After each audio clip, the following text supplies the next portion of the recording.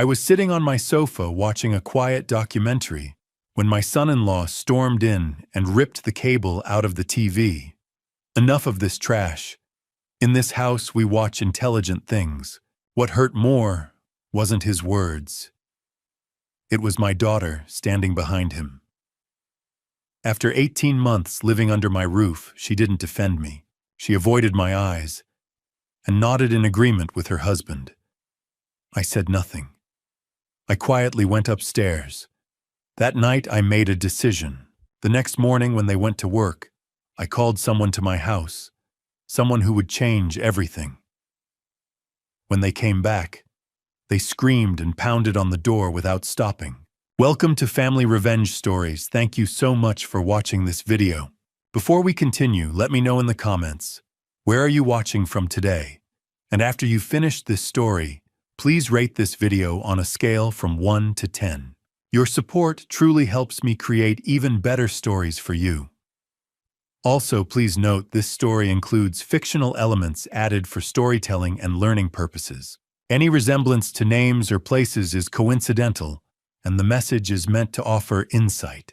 The black cable hanging from the wall was the end of my patience and the beginning of my reckoning. It was October 2025, a Friday afternoon that felt like any other until it wasn't. I'm Joe Brennan, 67 years old, retired investigative journalist, and according to the deed in my filing cabinet, the sole owner of these four walls. Though you wouldn't know it from the way I'd been living. I'd become a ghost in my own home. Seen but not heard. Present but not acknowledged. A piece of furniture that people stepped around on their way to more important things. Catherine, my wife, had been gone 5 years. With her went the last person who'd made this house feel like a home. My daughter Kinsley moved in 18 months ago with her husband Jason, after they lost their apartment. I'd opened my door because that's what fathers do. We protect our children even when they're 38 and married to men we don't particularly like. That Friday afternoon, I was settled in my leather recliner, the one Catherine and I bought back in '98, watching a documentary about World War II campaigns in the Pacific. The autumn light slanted through the windows at that perfect golden angle. I was learning about the Battle of Guadalcanal when I heard the footsteps, Jason's footsteps. Heavy, aggressive, announcing his presence before he appeared. He filled the doorway at 4:30 like a storm cloud. Jason Caldwell, 40 years old, allegedly a real estate agent, though I'd never seen evidence of a single sale. He wore one of those expensive shirts that cost more than my weekly grocery budget. Enough of this garbage, he announced, not asked. This house needs to raise its standards. I looked up from the screen. Excuse me, got this trash you watch all day. He gestured dismissively at the television. It's bringing down the intellectual energy of the entire house. We need to be better than this, Joe. Notice he called me Joe. Not Dad, not Mr. Brennan, just Joe, like we were buddies, like he had any right to march into my living room and make demands. It's a documentary about World War II, I said quietly. 42 years of journalism had taught me to keep my voice level when I wanted to shout. Educational programming. It's old men talking about old wars. He crossed the room in 3 strides. We're cultivating a more elevated atmosphere here, more refined. I should have seen it coming. Should have recognized the look in his eyes, that blend of contempt and entitlement I'd seen in dozens of criminals I'd exposed during my career. But this was my home, my sanctuary. Jason reached behind the television and yanked the cable out with one sharp pull.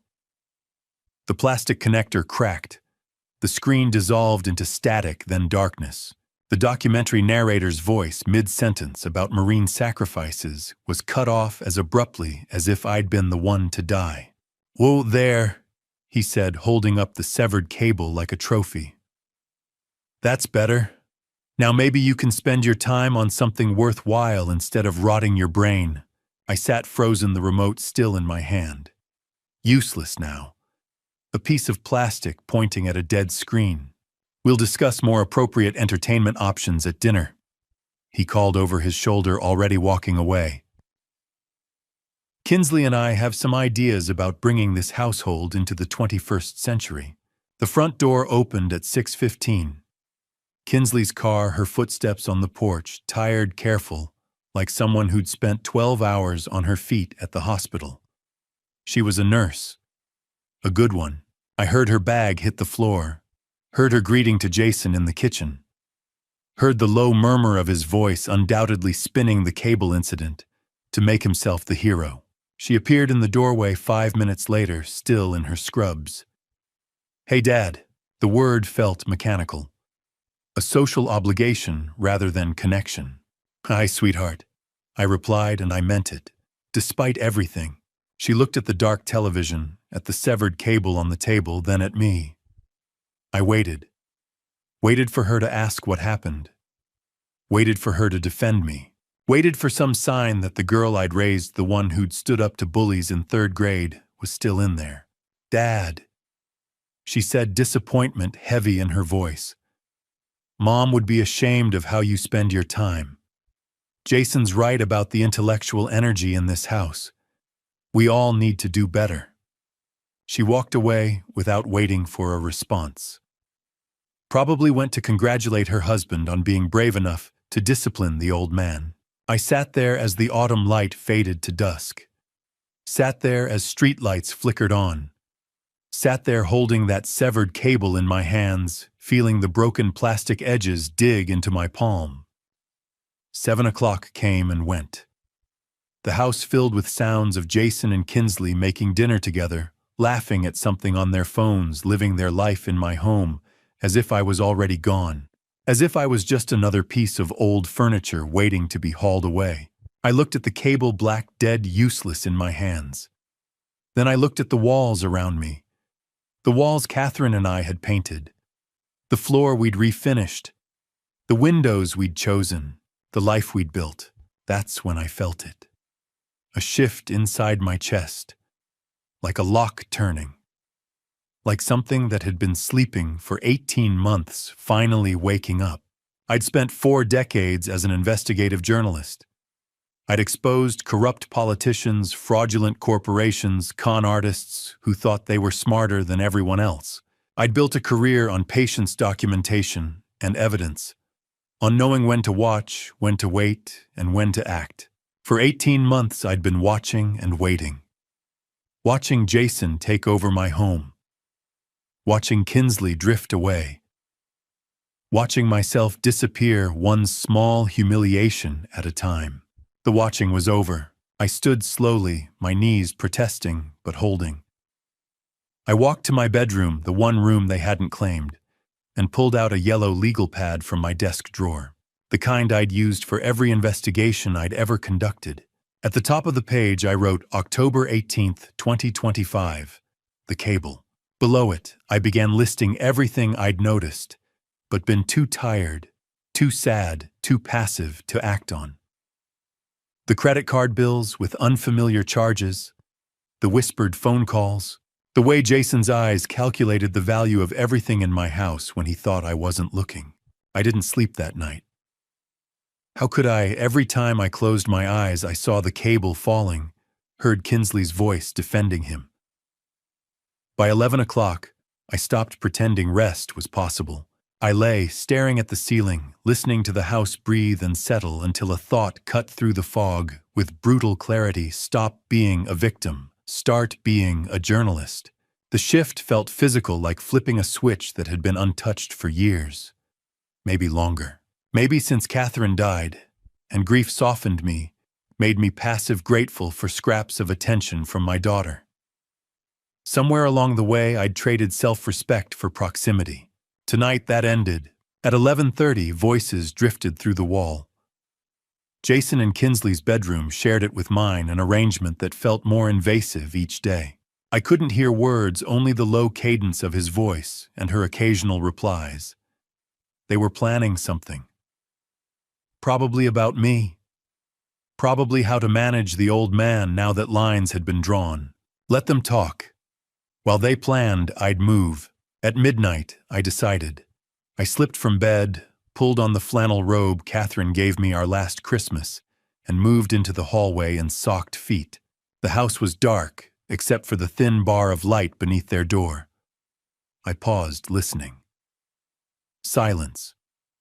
Either asleep or occupied in ways I refused to imagine.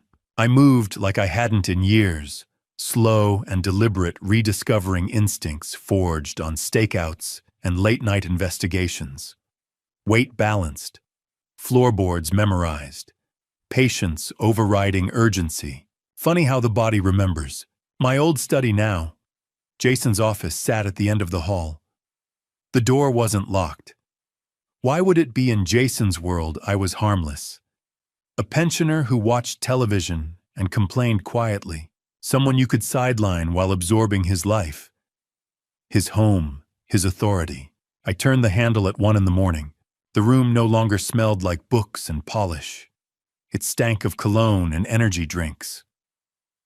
My desk was buried under fast food wrappers and scattered papers, and there, faintly glowing in sleep mode, sat his laptop.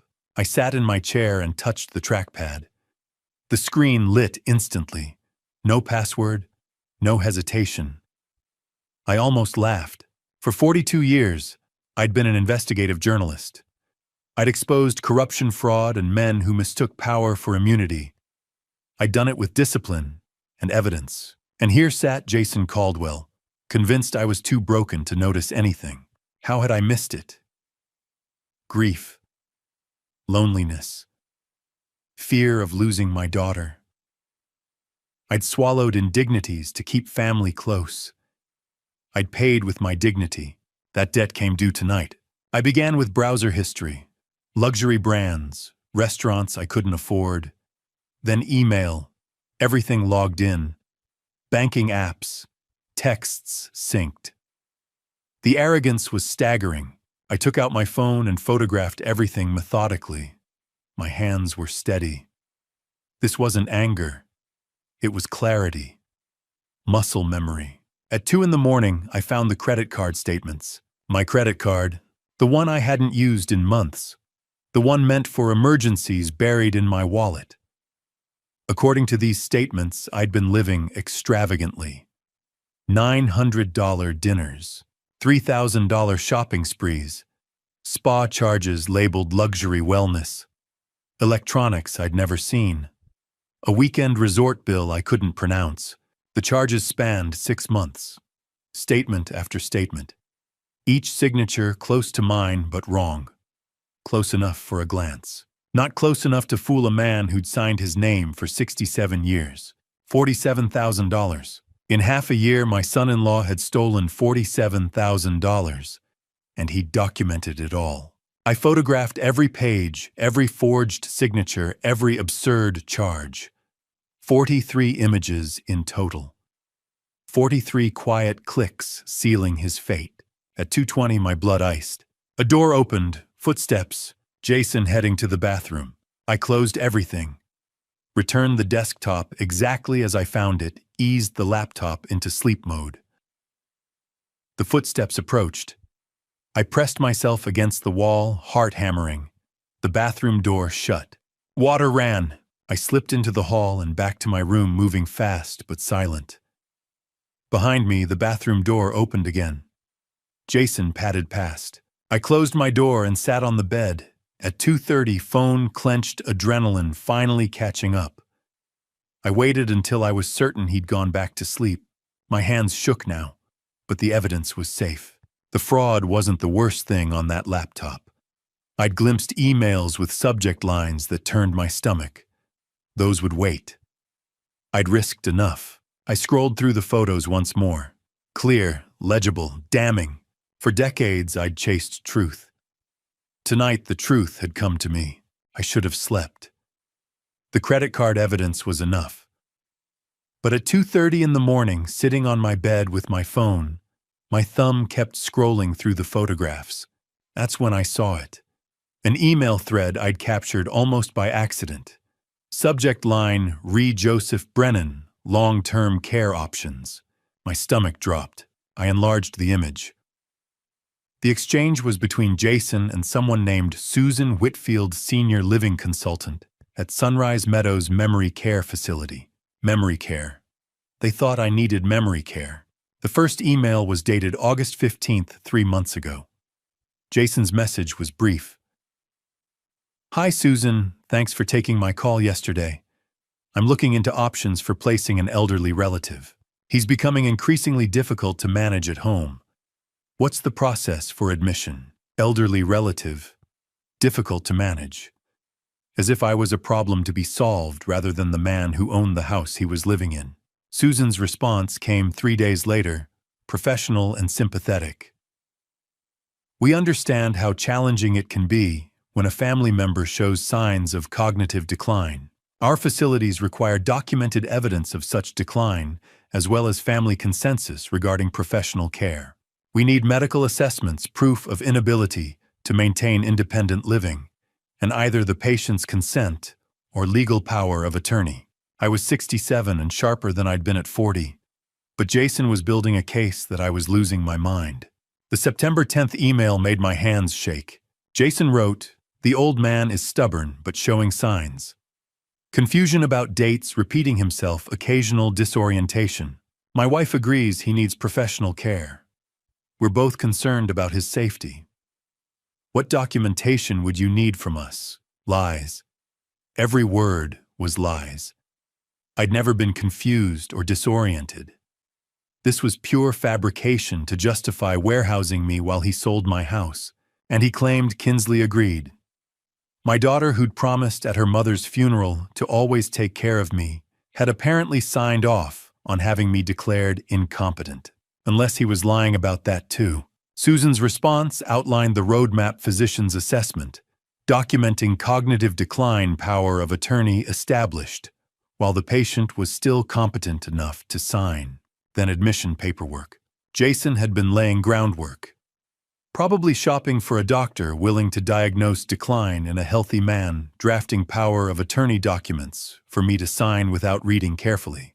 The final email, dated September 28th, was the most damning. Jason wrote, "Attached is the brochure and preliminary application with his information. Once Joseph is placed in your care and power of attorney transfers, the house can be sold within 90 days. Property value around $800,000. After facility costs are deducted, that should leave a substantial amount for managing his ongoing care. $800,000. My house, the one Catherine and I bought in '83 for $62,000. The house we'd painted together, where we'd raised Kinsley, where we'd built our life. To Jason, it was just an asset to liquidate, and I was just an obstacle to remove." I zoomed in on the attached PDF, an application form for Sunrise Meadows with my full name typed at the top, Joseph Robert Brennan. Date of birth, social security number, all filled in without my knowledge or consent. I looked at Catherine's photo on my nightstand, our 30th anniversary, a year before cancer. She was laughing, eyes bright. "Kate," I whispered, "I wish you were here. You always knew when I was being too soft, too trusting, but she was gone, and I was alone with this mess. I'd let grief and loneliness override my judgment. Let Jason into my home because I couldn't bear separation from Kinsley. I connected my phone to my laptop at 2:45, created a folder, Evidence J. Caldwell, started copying files, phone to hard drive to USB drive, redundancy, multiple backups, every journalist's first lesson. By 3 o'clock, I had 3 complete copies, 47,000 in fraud. A conspiracy to declare me incompetent and institutionalized. A plan to sell my home while I lived out my years in a facility I'd never agreed to. I held the USB drive, smaller than my thumb but containing enough evidence to destroy Jason's life. Elder abuse, financial exploitation, fraud, conspiracy. The cable wasn't just about television. It was about cutting me off from everything. My autonomy, my home, my dignity. Jason had been erasing me piece by piece, preparing to make me disappear entirely. But he'd made one crucial mistake. He'd looked at a 67-year-old widower and seen weakness. Someone to exploit and discard. He'd missed the part where that man had spent 42 years hunting down people exactly like him. People who thought they were smarter than everyone else, and people who thought they could get away with anything. I'd exposed corrupt politicians, fraudulent corporations, con artists. I'd built a career on patience, documentation, evidence. I'd never lost a story. Never let a guilty person walk free when I had proof. The watching was over. The evidence was gathered. Today, since it was technically Saturday morning, the real work would begin. I tucked the USB drive into my desk drawer, set my phone on the charger, and finally lay back down. This time, exhaustion pulled me under almost immediately. Not the fitful sleep of the past 18 months, but the deep rest of someone who knows exactly what battle they're fighting, and exactly how they're going to win. I woke at 5 in the morning without an alarm. 2 hours of sleep should have left me exhausted, but adrenaline is a hell of a drug. I lay there for maybe 30 seconds, staring at the ceiling, before the weight of what I'd discovered came rushing back. $47,000. A nursing home conspiracy. My own daughter potentially complicit. I got up. My desk was exactly where I'd left it. The USB drive sitting next to Catherine's wedding photo like a talisman. I pulled out a fresh legal pad, the old-fashioned kind, yellow paper and green lines, and uncapped a pen. Some things don't change. Even in the age of laptops and smartphones, I still thought better with pen and paper. At the top of the page, I wrote October 19th, 2025, battle plan. Below it, a list: locksmith, lawyer, bank, evidence organization, exit strategy. Each item represented a step toward reclaiming my life. Each one would require precision timing and the kind of strategic thinking I'd honed over 4 decades of investigative journalism. This wasn't just about gathering evidence anymore. This was about deployment, about knowing exactly when and how to use what I'd found. I stared at the list, particularly at lawyer. I needed someone I could trust absolutely.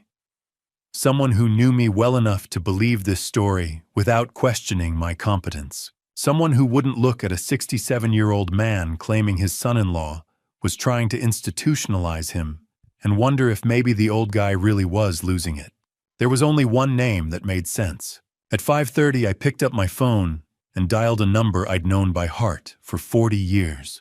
Charles Norton answered on the 3rd ring, his voice rough with sleep. "This better be good. Do you know what time it is?" "Charles, it's Joe Brennan. I need your help." The irritation vanished from his voice immediately. Charles and I went back to 1985, when we'd both been younger and stupider working together to expose a city councilman taking kickbacks from construction companies. He'd been the legal expert who helped me navigate the complexities of proving corruption. I'd been the journalist who knew how to find the dirt and make it stick. We'd made a hell of a team. Joe, what's wrong? Are you okay? "I'm fine, physically anyway. But I need a lawyer, Charles. It's about elder abuse." I paused, let the weight of it settle. "And I'm the victim." Silence on the other end. Then, "You're serious." "Completely serious. In my own home." "Jesus, Joe." I heard movement, probably him sitting up in bed. "Tell me what's happening." So I did. Kept it brief, hitting the main points. Jason and Kinsley living with me for 18 months. The cable incident yesterday. My overnight investigation. The credit card fraud, $47,000 over 6 months. The emails about putting me in memory care. The plan to sell my house. Charles listened without interrupting his breathing, the only sound that told me he was still there. When I finished, the silence stretched long enough that I thought the call might have dropped. "Quill, Charles, I'm here. I'm just..." He exhaled hard. "Joe, this is serious. Elder financial abuse, identity theft, conspiracy to commit fraud. If what you're telling me is accurate, if you have the documentation, Jason could face 5 to 10 years in prison." "I have the documentation. Photos of everything. Credit card statements, emails, the whole conspiracy laid out in his own words." "And your daughter Kinsley, what's her involvement?" That question hurt more than any of the others. I don't know. Jason claims she agrees I need professional care. Whether that's true or whether he's manipulating her too, I can't tell yet. Okay. Charles's voice shifted into professional mode, the tone I remembered from 30 years of working together. First thing, don't confront them. Not yet. We need to secure everything legally. Can you meet Monday morning, my office, 9 o'clock? I'll be there. Good. Between now and then, I need you to do a few things. Make copies of everything, multiple copies. Cloud storage, physical drives, whatever you can. Send me a set via encrypted email. And Joe, don't delete anything from his laptop. Don't move anything. We want to preserve the evidence chain. Already ahead of you on the copies. Cloud laptop, USB drive. I heard him smile through the phone. Still got those investigative instincts. Good. We're going to need them. After we hung up, I spent the next hour creating additional backups. Uploaded everything to my secure cloud storage. Made a second USB drive and put it in a different location. Sent Charles an encrypted file with the most damaging evidence. Every step was methodical, careful, exactly how I'd handled sensitive documents during my journalism career. By 7 o'clock, I had 6 complete copies of evidence stored in different locations. Redundancy squared. Even if Jason somehow discovered what I'd done and tried to destroy the originals, I'd still have everything I needed to bury him. I picked up the wedding photo from my desk. Catherine in her white dress, me in a rented tuxedo that didn't quite fit. 1982, a lifetime ago. She'd been 26, I'd been 39. People had said we were an odd match. Her so young and full of life, me already set in my serious journalist ways. But she'd understood me in ways no one else ever had. You always said I let people walk over me, Kate, I whispered to the photograph. You'd get so frustrated when I'd rather avoid conflict than stand up for myself. Remember when my editor tried to kill that corruption story? You told me if I backed down, you'd never forgive me. I'd published that story. It had cost me 6 months of political warfare and nearly my job, but it had exposed the truth. And Catherine had been proud. So I backed down a lot after you left. Let Jason take over because fighting seemed too hard. Let Kinsley drift away because I was afraid of losing her completely. You'd be disappointed in me. I set the photo down gently. But not anymore. Watch me fight, sweetheart. This one's for both of us. At 8 o'clock, I heard movement upstairs. Water running, footsteps. The sounds of Jason and Kinsley starting their Saturday morning, as if yesterday's cable incident had been nothing. As if they hadn't spent months plotting to rob me blind and lock me away. I sat at my desk, legal pad in front of me, evidence secured in multiple locations, lawyer-consulted strategy forming. Jason thought he was dealing with a confused old man, a non-threat, someone who could be pushed around and eventually erased. By Monday morning, he was going to learn exactly how wrong he'd been. I'd spent 42 years taking down people who thought they were untouchable. Jason Caldwell was just another name on a very long list, and I'd never failed to expose the truth yet. The sound of Jason's truck backing out of the driveway at 7:45 that Monday morning was different somehow. Sharper, more final. 5 minutes later, Kinsley's sedan followed her tires crunching over the fallen October leaves that carpeted our street. I watched from the upstairs window until both vehicles turned the corner and disappeared. Then I reached for my phone. Valdez locksmith Tony speaking. Tony, this is Joe Brennan over on Maple Drive. I need all my locks changed. Every entry point. Today. There was a brief pause on the line. Tony Valdez had been in business in our neighborhood for 30 years. He'd rekeyed my house back in 2003 when we'd lost a set of keys at the grocery store. Catherine had been with me that day, laughing about how we'd torn the car apart looking for them. How soon can you be here, Joe? 9 o'clock work for you? I'll be there. Standard deadbolts on all doors. Big high security. The best you've got. Another pause, shorter this time. Tony was a pro. He knew when not to ask questions. Got it. See you at 9. I hung up and looked at the clock. 1 hour and 15 minutes until the first lock turned. Until the first piece of my home became mine again. I spent that hour moving through the house like a ghost, cataloging everything that would soon be behind new locks. The front door where Jason had stood 2 nights ago with that black cable in his hand. The back door where he'd started parking his truck too close to mine, boxing me in. The garage door, the basement entrance. 4 points of entry. 4 places where they'd come and gone as they pleased, treating my home like it was already theirs. At 8:55, Tony's white van pulled into the driveway. I met him at the door before he could knock. "Morning, Joe." He was carrying 2 heavy toolboxes and had a duffel bag slung over his shoulder. Professional, efficient. "Let's start with the front door, then work our way around, whatever you think is best." He set down his equipment and pulled out a drill. "This won't take long. High-security deadbolts, thumb turn on the inside, keyed on the outside. You'll get 5 sets of keys for each lock. 5 sets." I hadn't thought about that. 5 sets meant control. 5 sets meant I could decide who got in and who stayed out. The drill bit into the old lock at 9:15. The sound cut through 18 months of silence, of tiptoeing around my own home, of pretending not to hear them in the next room, planning my future. Metal shavings fell to the doorstep like snow. Tony worked with the ease of someone who'd done this 10,000 times, his hands steady and sure. There we go. The old deadbolt came free with a metallic scrape. This one's seen better days. I held it in my palm. It was warm from the friction of removal, the brass worn smooth in places. How many times had Jason's key turned this lock? How many times had they walked through my door without knocking, without asking, treating my threshold like it was theirs? "Toss it, please." He dropped it into a bucket with a satisfying clang and reached for the new lock. This one was chrome, heavy, solid. When he installed it and handed me the first key, it felt like holding a piece of my dignity. "Try it." I slid the key into the lock.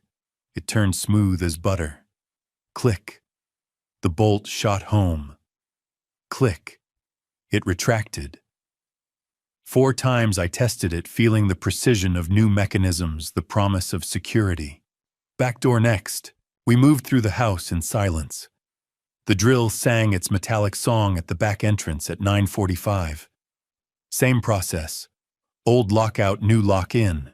Tony worked with the kind of efficiency that comes from decades of experience, never wasting emotion. Garage at 10:15. Lead the way. By the time we reached the basement door at 10:45, I'd started to feel something I hadn't felt in 18 months. Not quite freedom yet. More like the possibility of freedom. Each new lock was a barrier, yes, but more than that, it was a choice. My choice. About who could enter my space and who couldn't. That's the last one. Tony wiped his hands on a rag and started gathering his tools. 4 high-security deadbolts. 20 keys total, 5 sets for each door. Keep them separated, maybe give a set to someone you trust. I thought immediately of Charles Norton. 1 set for him, 1 for my safe deposit box, 1 hidden in the house, 1 in my car, 1 on my person. "What do I owe you, Tony?" He named a figure. I pulled out my wallet and added $200 bills on top. For the discretion, Tony looked at the extra money, then at me. Something passed across his face, understanding maybe, or recognition. He'd been in this business long enough to know that not all lock changes were about lost keys. "You take care of yourself, Joe." He pocketed the cash and extended his hand. His grip was firm, solid, the handshake of a man who understood that some work was about more than just locks and keys. I walked him to the door, my door with my new lock, and watched his van pull away. Then I turned back to the empty house and tested each lock 1 more time.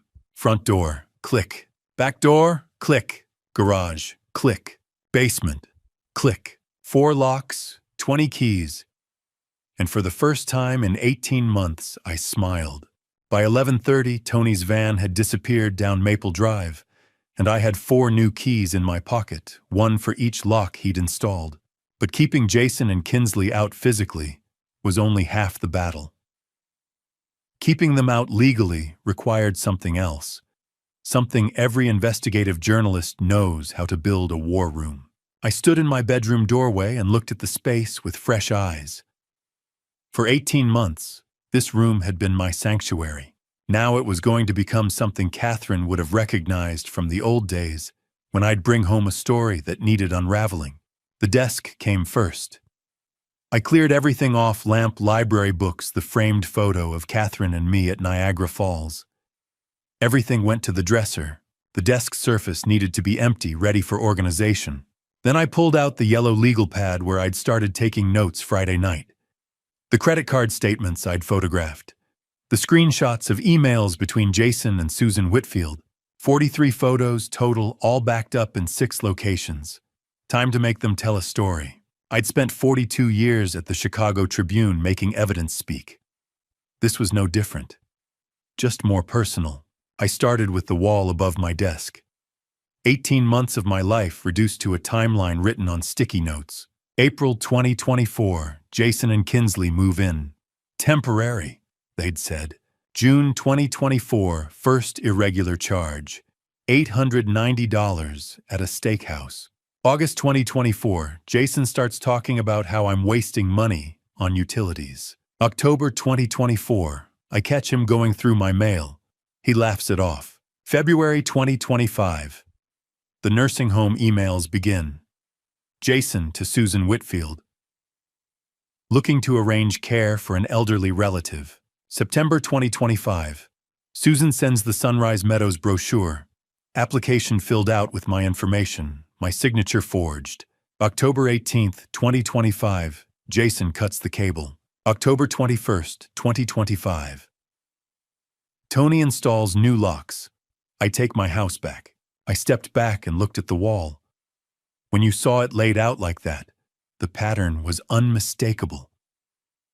This wasn't a son-in-law who'd overstayed his welcome.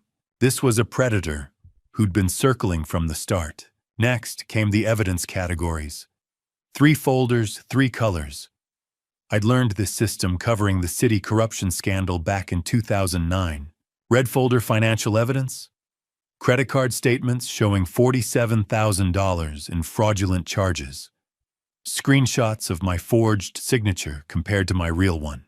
Bank records showing my checking account balance dropping from comfortable to concerning. Blue folder, communication evidence. Every email between Jason and Susan Whitfield. The nursing home brochure. Text messages I'd photographed from Jason's phone last week. Messages to Kinsley about when the old man's out of the picture. Green folder, witness statements. Barbara Peterson next door had seen Jason carry boxes from my basement back in July. Arthur Coleman, 3 doors down, had heard Jason on the phone talking about property values. Karen Phillips across the street had noticed I'd stopped waving hello around, the same time Jason started answering my doorbell. The folders went on the desk, left to right. Beginning, middle, end. At 11:45, I picked up my phone and dialed a number I hadn't called in 6 months. Stephen Hughes. Steve, it's Joe Brennan. Silence. Then, Joe, haven't heard from you since spring. Everything okay? Stephen Hughes and I had worked together for 20 years at the Tribune. He'd moved to the Sun-Times in 2015, but we'd stayed in touch, the kind of friendship built on shared newsroom cynicism. I need a favor. Can you track down an address for me? Oh, what kind of address? The kind someone needs when they lose their apartment and have to find something cheap. Fast. Stephen knew better than to ask too many questions. Give me 2 hours. I'll text you. Thanks, Steve. I hung up and went back to the desk. One more piece to complete the war room. The summary. In journalism, we called it the nut graph, the paragraph that explained the whole story. I opened my laptop and started typing. The 5 W's. Who, what, when, where, why. Joseph Brennan, 67, retired investigative journalist, is the sole owner of a residential property valued at approximately $800,000. In April 2024, his daughter Kinsley Brennan and son-in-law Jason Caldwell moved into the residence under pretense of temporary housing. Over 18 months, Jason Caldwell engaged in systematic financial exploitation, including credit card fraud, totaling $47,000, identity theft, and conspiracy to unlawfully commit the victim to a long-term care facility for the purpose of obtaining control of the property through fraudulent power of attorney. 3 sentences. Everything that mattered. By 2 o'clock, the war room was complete. Timeline on the wall. Evidence in folders. Summary report printed. I stood in the middle of my bedroom and felt something I hadn't felt since Friday afternoon. Control, not angry, desperate control. This was colder, more methodical. The control of a man who'd spent his career taking down people who thought they were untouchable. My phone buzzed. Text from Stephen found 3 possibilities. Oak Towers on 4th Street is closest and cheapest. Studio apartments. Month-to-month leases. I saved the address and looked at the war room one more time. Evidence collected. Timeline established. Witnesses identified. The war room was ready. The evidence was sorted. Now came the part every journalist understands: proof means nothing if you don't act. Untouched facts are just paper in a folder. At 2:30, I grabbed my car keys and drove to Community First Bank on Oakwood Avenue. The same branch where Catherine and I opened our first joint account in 1983. The same place that had handled my Tribune paychecks for 42 years. The same tellers who knew us by name and sent flowers when Catherine died. Now I was here to tell them my own family had been stealing from me. The lobby was calm for a Monday afternoon.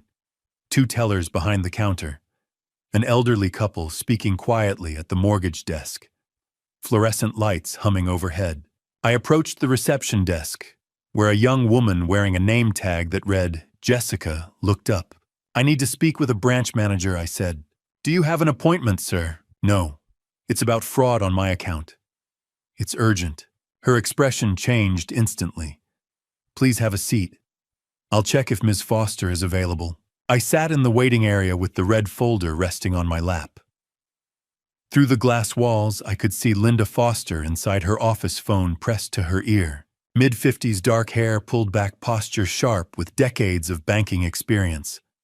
She glanced up, recognized me, and nodded. 10 minutes later, Jessica led me inside.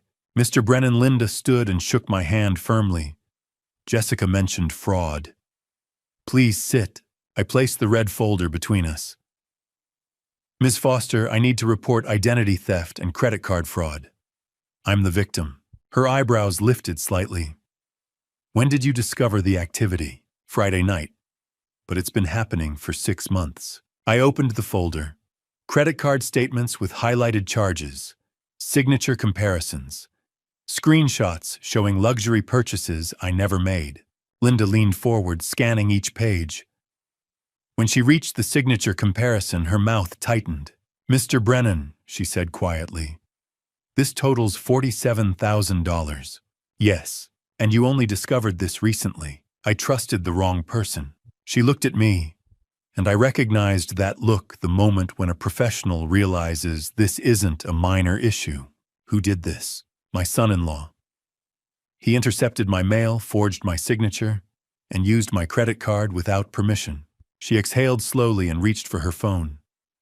"This qualifies as elder financial abuse. It's a serious crime." "I know. I covered financial crimes for the Chicago Tribune." Something shifted in her expression. Recognition, maybe respect. She dialed an internal number. "This is Linda Foster, Oakwood branch. I need fraud services for identity theft and unauthorized use. Amount approximately $47,000 over 6 months." She listened. "Yes, I'll hold." While waiting, she pulled up my account history. I watched her scroll through transaction after transaction. steakhouses I'd never visited, boutiques I'd never entered, a luxury hotel stay while I'd been home watching documentaries. "Yes, I'm here," she said into the phone. "Account number." She read it aloud. "Freeze all cards immediately. Initiate disputes on all flagged charges. The customer is present with documentation." "Understood." She ended the call and faced me. "Your card is frozen as of now. No purchases can be made. We're also placing enhanced fraud protection on your account. Any transaction over $50 will require voice verification directly from you." "Good. I'll also give you documentation for law enforcement and legal counsel." She glanced at the folder. "Do you have an attorney?" "Charles Norton." Her lips curved slightly. "Charlie Norton, I know him." "You're in good hands." She spent the next 20 minutes generating reports, completing affidavits, and creating a formal trail. Each time I signed my name, my real signature, I felt a measure of control return. "Mr. Brennan," she said carefully, "does your daughter know what her husband has been doing?" The question hit harder than any number on those statements. "I don't know," I said, "but I'm going to find out." She organized the paperwork and handed me a final folder. "This confirms the fraud report, case number, disputed amount, date filed. Keep copies." "I always do." She smiled faintly. "Journalist habit." "Something like that." She walked me to the door. "I'm sorry this happened. No one should have to defend themselves from family." "No," I agreed. "They shouldn't." I left the bank at 4 o'clock, with the fraud confirmation in hand, and $47,000 officially frozen. The October sun slanted low across the parking lot, shadows stretching long. In less than 2 hours, Jason and Kinsley would come home. They'd pull into the driveway like every Monday. Jason would reach for his key, and it wouldn't work. I drove home with the fraud report on the passenger seat, ready for what came next. The house was quiet when I walked through the front door at 4:30. The new lock turned smoothly under my key now not theirs. I set the bank's fraud confirmation letter on the kitchen counter and looked at the clock on the microwave. Jason and Kinsley usually got home between 6 and 6:30.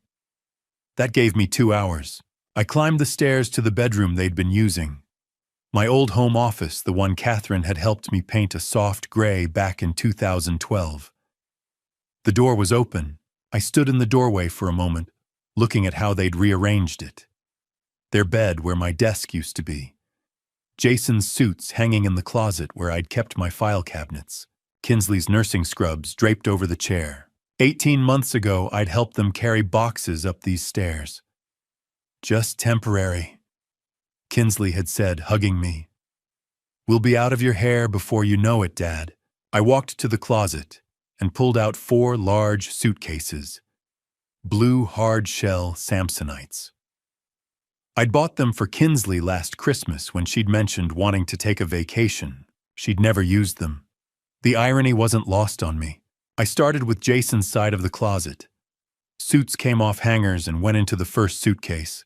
No folding, no care. Just removal. Gray suit, navy suit. The expensive charcoal one he'd worn to some real estate conference in August, probably paid for with my stolen credit card. Shoes went next. Dress shoes, sneakers, the Italian leather loafers that cost $600, according to the statement Linda Foster had shown me. Into the suitcase. All of it. His toiletries from the bathroom. Electric razor, cologne, hair gel. The laptop charger he always left plugged in by the bed. I unplugged it and coiled it loosely, dropping it on top of the suits. The first suitcase filled fast. I zipped it closed and moved to the second one. Kinsley's side of the closet was harder. I reached for a hanger and stopped. The cream-colored cardigan she'd worn last Christmas morning. We'd made pancakes together, me, Jason. Catherine's recipe. Kinsley had laughed at something, and for a moment it had felt like family again. Like maybe having them here wasn't so bad after all. I folded the cardigan carefully and placed it in the suitcase. Her nursing scrubs, her sneakers, the collection of scarves she kept organized by color, her hairbrush from the dresser. Each item felt heavier than it should have. I opened her nightstand drawer to pack whatever was inside and found a photograph. 5x7 in a silver frame I'd given her when she graduated high school. Kinsley at 5 years old, gap-toothed smile, clutching the teddy bear I'd won for her at the county fair. She'd named it Mr. Buttons, slept with it every night until she was 12. I sat down on the edge of the bed, holding the photo. I'd helped her pack for college in 2007, driven her to Northwestern with a trunk full of dreams and new bed sheets, watched her walk into the dorm with that same gap-toothed confidence, ready to become a nurse and help people. 18 years later, I was packing her belongings to put her out of my house. The weight of it settled in my chest. Not anger, something else, something that felt like grief. I loved my daughter more than life itself. I'd have given her anything. I had given her everything. This house, my trust, 18 months of benefit of the doubt. But I couldn't let that love destroy me. Not anymore. I placed the photo face down in the suitcase and kept packing. The second suitcase filled, then the third. By the time I zipped the fourth one closed, my hands were shaking. Not from weakness, from the finality of it. Getting the suitcases downstairs was harder than I'd expected. 67-year-old legs don't handle 4 trips up and down with 50-pound loads the way they used to. But adrenaline is a hell of a drug, and I was running on more than adrenaline. I was running on 42 years of finding truth and 18 months of living with lies. I dragged each suitcase to the front door and lined them up. 4 blue Samsonites standing in a row like soldiers awaiting orders. Everything Jason and Kinsley had brought into this house packed and ready to leave it. The clock in the hallway read 5:28. I walked to the living room and sat in the armchair, the one Catherine had loved, the one that faced the front window. From here I could see the driveway. I could see when they pulled in, when Jason tried his key and realized it didn't work, when they saw the suitcases. I thought about the war room upstairs, the timeline on the wall, the evidence in folders, the fraud report from the bank in the kitchen, Charles Norton's office tomorrow morning at 9. I thought about the black cable lying in the box of old electronics in the basement, the cable that had changed everything. And I thought about Kinsley, my daughter, the gap-toothed 5-year-old who'd believed I could do anything, the 38-year-old woman who'd stood in this living room 3 nights ago and taken her husband's side while he humiliated me. Did she know? Had she known about the credit cards? The nursing home plan? Or had Jason played her the same way he'd played me? I didn't know. But in less than an hour, I was going to find out. The house settled around me. The refrigerator hummed. The October sun slanted lower through the windows, casting long shadows across the hardwood floors. Catherine and I had refinished together in 1998. I sat in the armchair and watched the driveway, and I waited. The wait ended at exactly 6:07. I heard Jason's truck first, that aggressive rumble he thought made him sound successful. Then Kinsley's sedan, quieter, pulling in right behind. I didn't move from the armchair. I just listened. Car doors. 2 of them. One slam, one soft close. Footsteps on the front walk. The scrape of shoes on the welcome mat Catherine had picked out at Target back in 2016. The mat that said "Home Sweet Home" in careful cursive. Then the sound I'd been waiting for. Metal on metal. A key sliding into a lock that no longer recognized it. Scraping, jiggling, a confused grunt. What the? Jason's voice muffled through the door. Key's not working. Must be stuck or something. Let me try. Kinsley's voice. Softer. Still trusting that there was a simple explanation. More scraping, more jiggling. The doorknob rattled. That's weird. Mine's not working either. I sat perfectly still in Catherine's chair. Through the front window, I could see their shadows on the porch. Jason bent over the lock. Kinsley standing behind him, her purse still on her shoulder. This doesn't make any sense. Jason's voice had changed. Sharper now. Suspicion creeping in.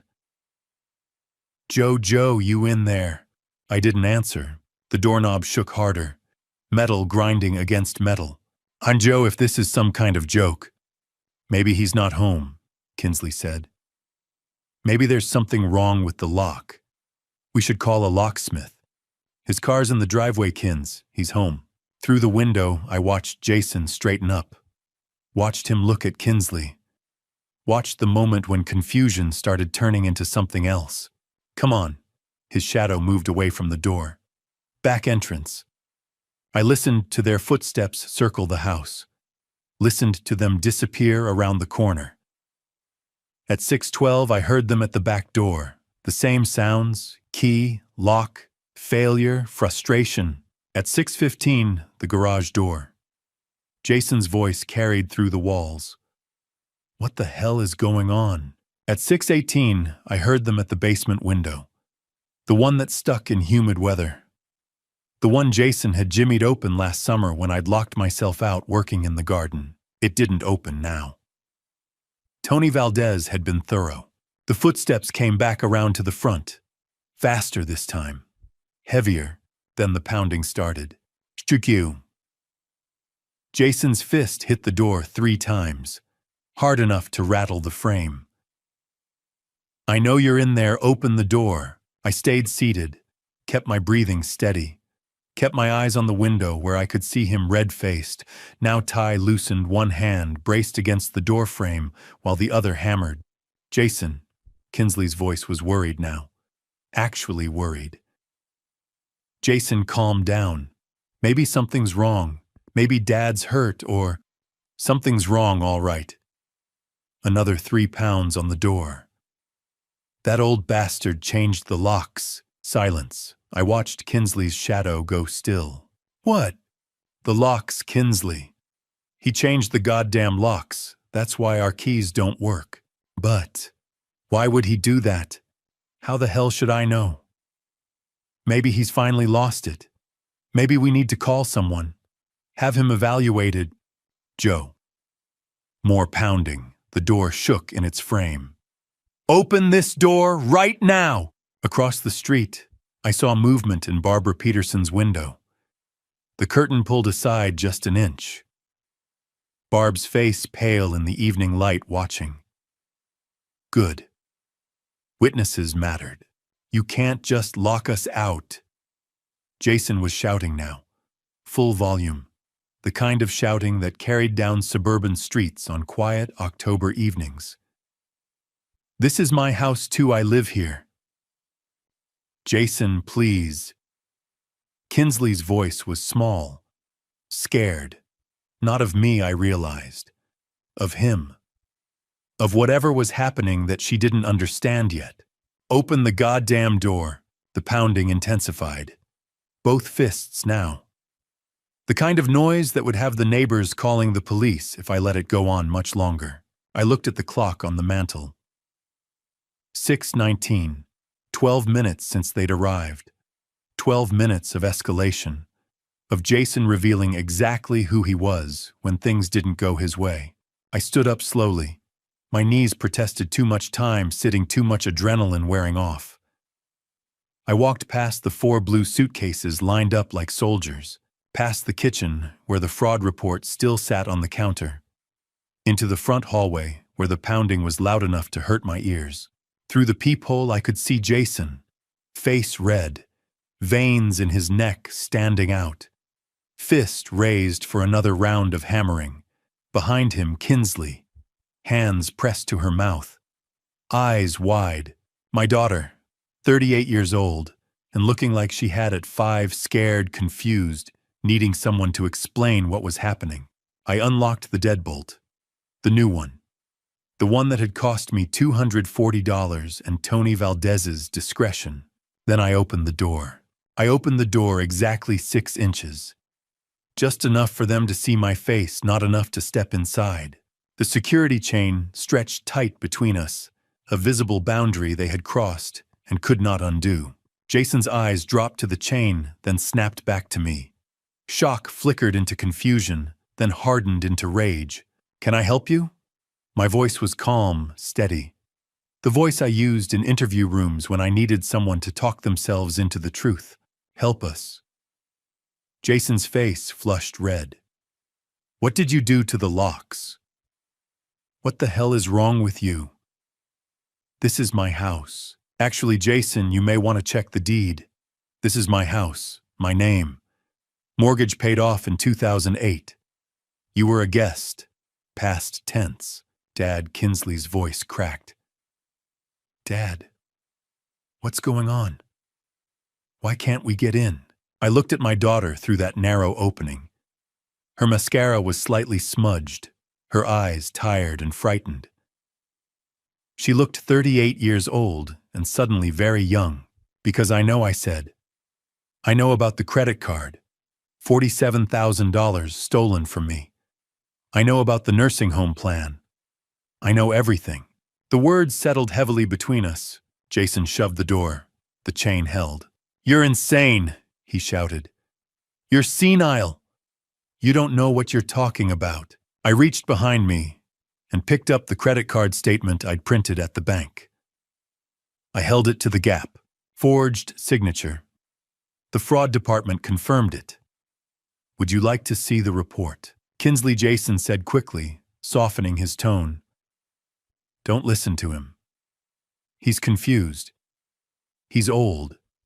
He's connecting things that aren't real. I was a journalist for 42 years, I said. I know how to document evidence. I know how to build a case. I raised the printed emails. I have your correspondence with Sunrise Meadows, applications with my information already filled in, a timeline for selling my house once you had me committed. Kinsley's face drained of color. She turned slowly toward her husband. Dad? Her voice trembled. Is this true? Of course it's not.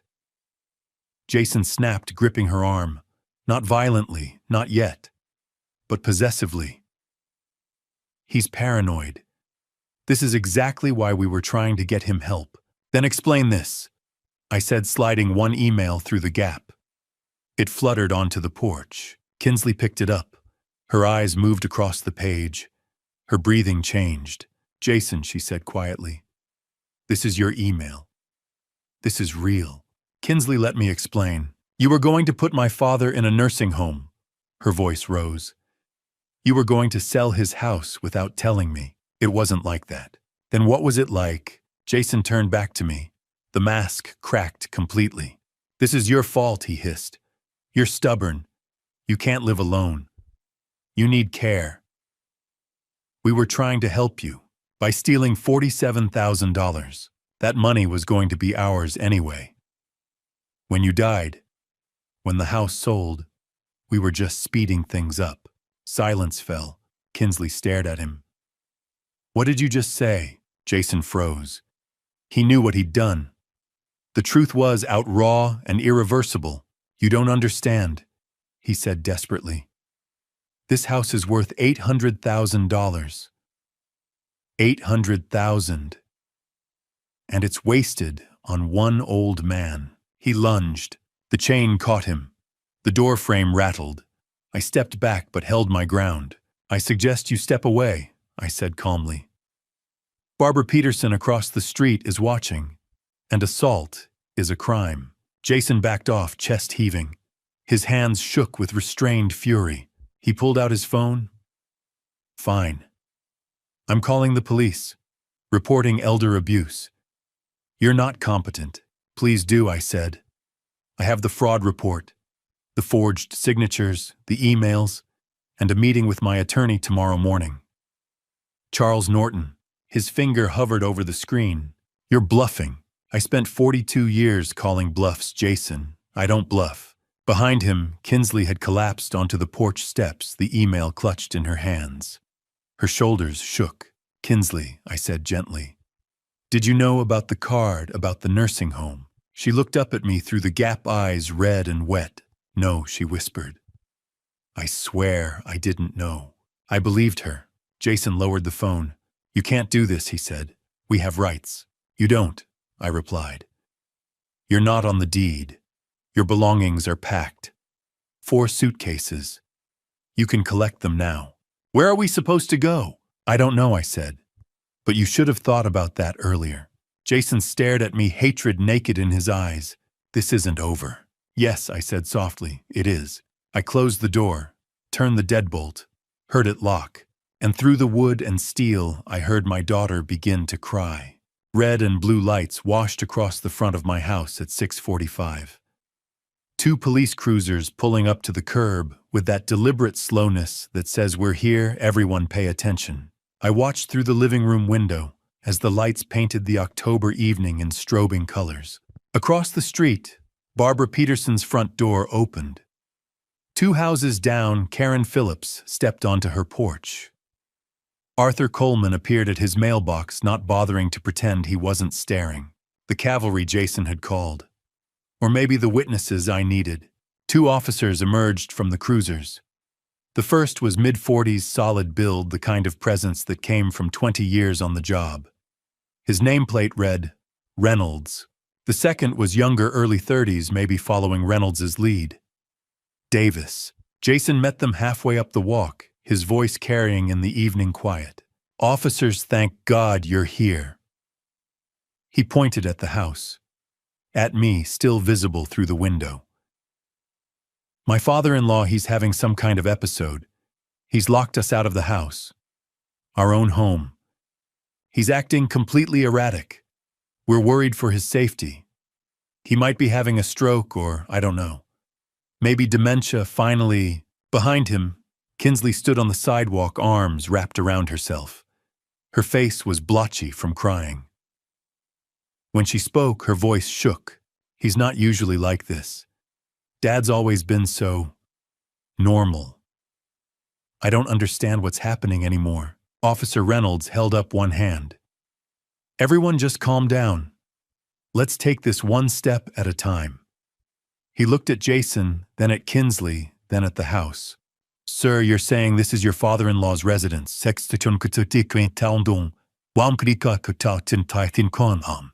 Yes, but we've been living here for 18 months. We're family. We have rights. And is he the homeowner, legal owner? Jason hesitated. Just a fraction of a second. Well, yes, technically, but then let's start there. Reynolds walked up to the front door, knocked, professional, firm. Sir, police, can you come to the door, please? I was already there, standing behind the door I'd closed 15 minutes ago. I opened it, the same 6 inches chain still engaged. Officer Reynolds, yes, sir. Are you the homeowner? I am. Joseph Brennan, sole owner. Paid off the mortgage in 2008. Reynolds nodded slowly. His eyes took in the chain, the 6-inch gap, my calm demeanor. Mr. Brennan, your son-in-law called us. He says you've locked them out. He's concerned about your mental state. Officer, I'm a retired investigative journalist. I worked for the Chicago Tribune for 42 years. My mental state is fine. What's not fine is the $47,000 they stole from me. I paused. Could I show you something inside just you? Reynolds glanced back at Jason and Kinsley, then at his partner. Mr. Caldwell, Mrs. Brennan, please wait here with Officer Davis. I'm going inside to speak with Mr. Brennan. But you can't just... Jason started. Sir, this is his property. If he invites me in, I'm going in. Please wait here. I unhooked the chain and opened the door. Reynolds stepped through. I closed it behind him, leaving Jason's protests muffled on the other side. In the living room, I'd already set up everything on the coffee table. Like a journalist presenting a story. Like a man who'd spent 4 decades building cases. Officer, this is the property deed. My name only. This is my paid-off mortgage statement from 2008. I laid them out. These are credit card statements showing $47,000 in fraudulent charges over the past 6 months.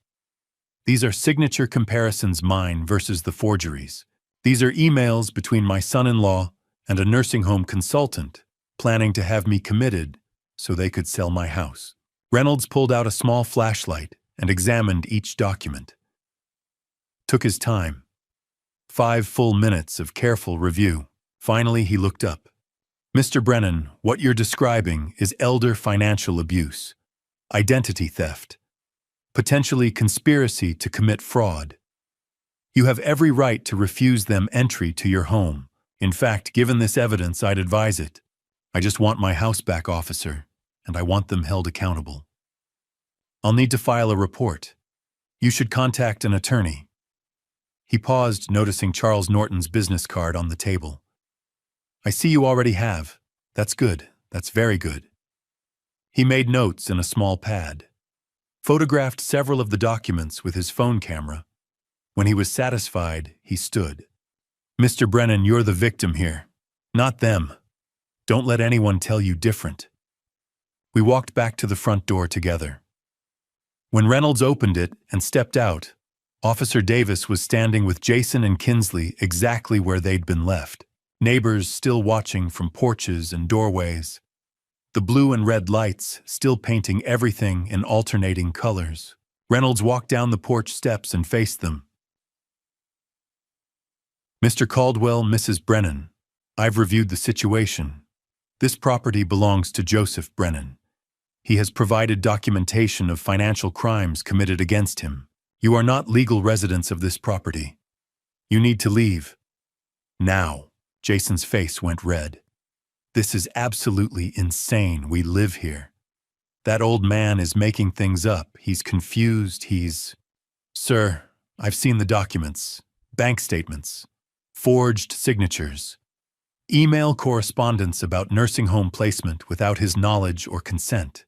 If you don't leave this property voluntarily in the next 5 minutes, I will arrest you for unlawful trespass and potentially for the crimes Mr. Brennan has documented. You can't be serious. I'm very serious, Mr. Caldwell. Officer Davis cleared his throat. Officers, there are 4 suitcases by the front door. Looks like Mr. Brennan has already packed their belongings. Reynolds glanced at me. I nodded. But then I suggest you collect them and leave. Now. The humiliation of it must have been excruciating. Jason Caldwell, who'd walked these streets for 18 months like he owned them now. Forced to carry suitcases to his truck under the eyes of Barbara Peterson, Karen Phillips, Arthur Coleman, and half the block. He grabbed 2 suitcases. Didn't look at me, didn't look at the neighbors, just stormed to his truck with that aggressive stride that didn't quite hide the rage shaking his shoulders. Kinsley stood frozen on the sidewalk staring at the other 2 suitcases. Then she looked up at me, still standing in the doorway. Dad, 1 word. That's all she said. 1 word that contained 18 months of history and 38 years of being my daughter and the weight of realizing she'd chosen the wrong side. I didn't respond.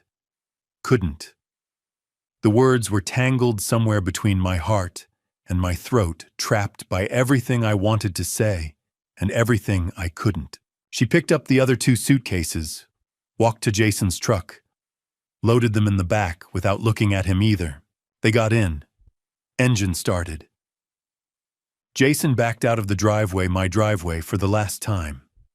The truck rolled down Maple Drive, taillights getting smaller, turning the corner, disappearing. Officer Reynolds approached me where I still stood in the doorway. Mr. Brennan, you did the right thing. I know it doesn't feel like it right now, but you protected yourself. That matters. Yeah, thank you, officer. File that report with your attorney. Prosecute if you can. People like that, they don't stop until someone makes them. He handed me a card with his report number on it. Then he and Officer Davis got back in their cruisers and drove away, taking the blue and red lights with them. The street went dark again. Normal suburban October evening dark. Slowly, the neighbors went back inside. Barb Peterson last lingering on her porch, catching my eye. She nodded once. Just once. Then she went in too. I stood in my doorway, my house, my lock, my key, and looked at the empty driveway. 7:15 on a Monday night. 18 months of invasion ended in 30 minutes. I went inside and closed the door. By 8 o'clock, the street had gone quiet again. The neighbors had retreated indoors, though I was certain phones were ringing behind drawn curtains, voices replaying what they just witnessed. The police cruisers were gone. The red and blue lights had faded into memory, and I was alone, truly alone for the first time in 18 months. I closed the door, my lock, my house, and leaned back against it. I stood there with my eyes closed, drawing in a slow, careful breath, the kind I hadn't been able to take since April of 2024. The silence felt different. Not the tense silence of watching my words, wondering if Jason would be in one of his moods, or if Kinsley would give me that look that said, "Let it go, Dad." This silence had weight, but it didn't crush me. It belonged to me. I walked through the house slowly. The living room first. The armchair where I'd sat earlier waiting for them to come home. The coffee table where I'd laid out evidence for Officer Reynolds less than an hour ago. Everything was still. Everything intact. The kitchen came next. Jason's coffee mug sat in the sink, the expensive ceramic one with a smug quote about success. I washed it, dried it, and put it in the cabinet. Tomorrow I'd donate it. Tonight I just needed it gone. His shoes waited by the back door. Size 11 Nikes, barely worn. I picked them up, slid them into a plastic bag, and set them aside. His jacket hung over a dining chair. Navy blue. Real estate logo stitched over the chest. I folded it and added it to the pile.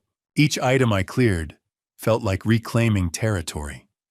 Like planting a flag on ground that had been occupied too long. This space is mine again. At 8:30, I opened the refrigerator and really looked inside. For months, I'd eaten whatever was quickest, whatever caused the least friction.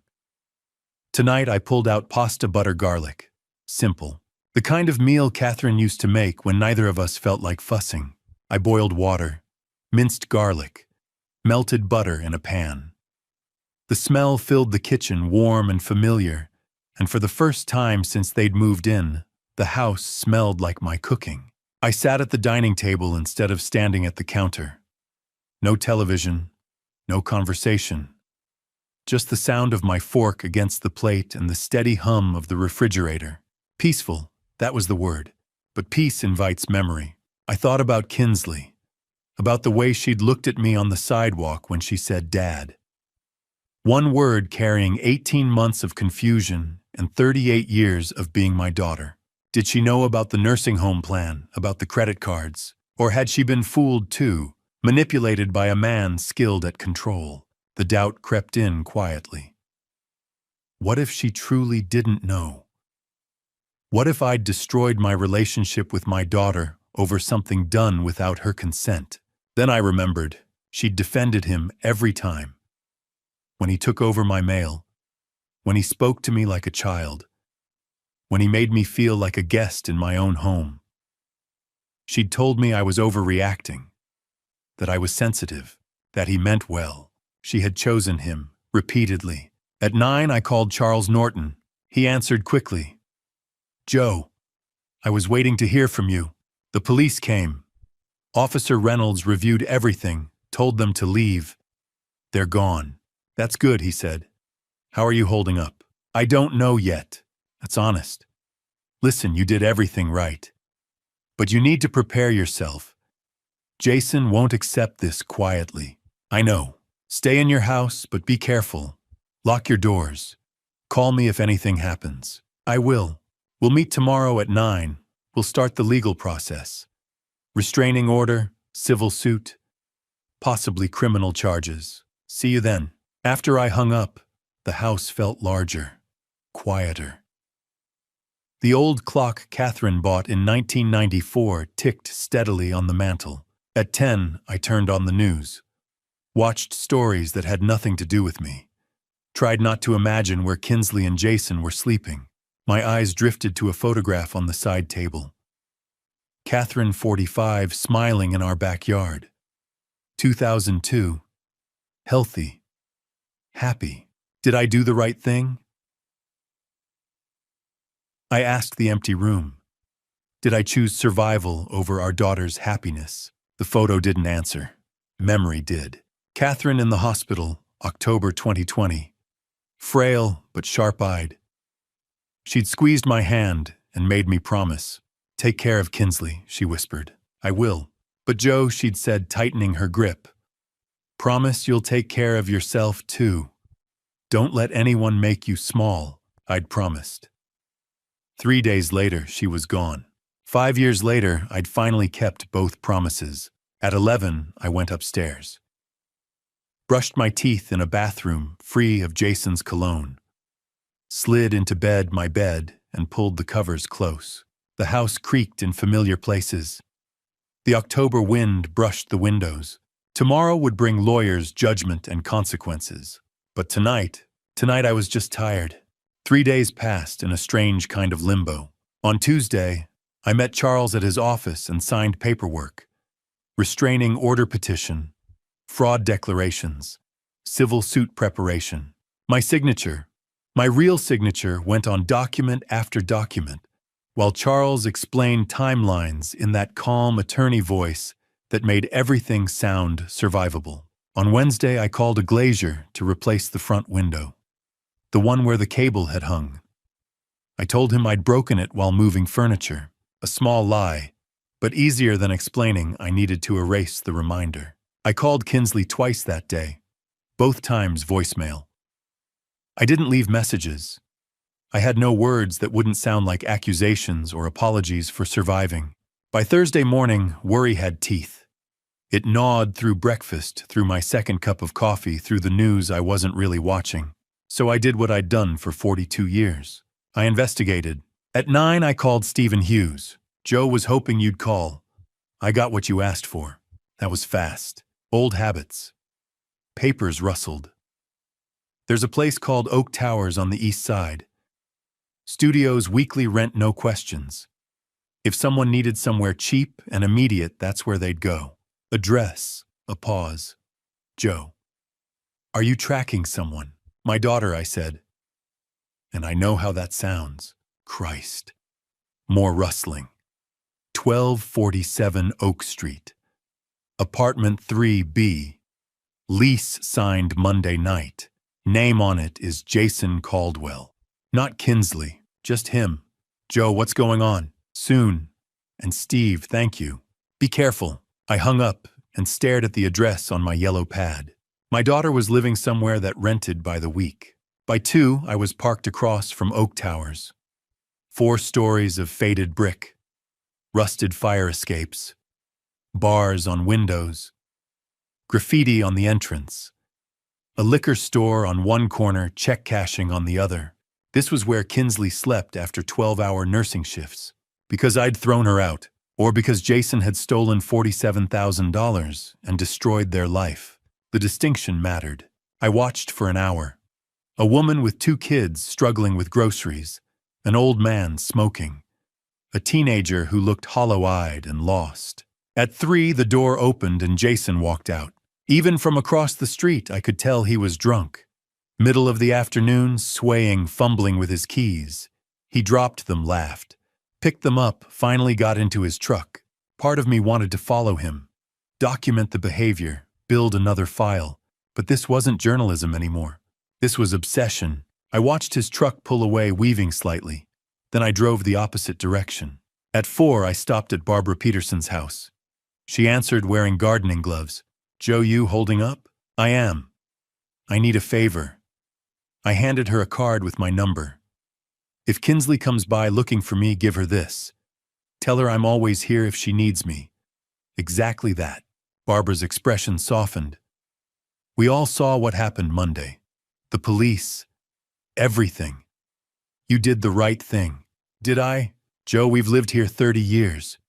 We know who you are. Don't doubt yourself now. I nodded and left before I said something I couldn't take back.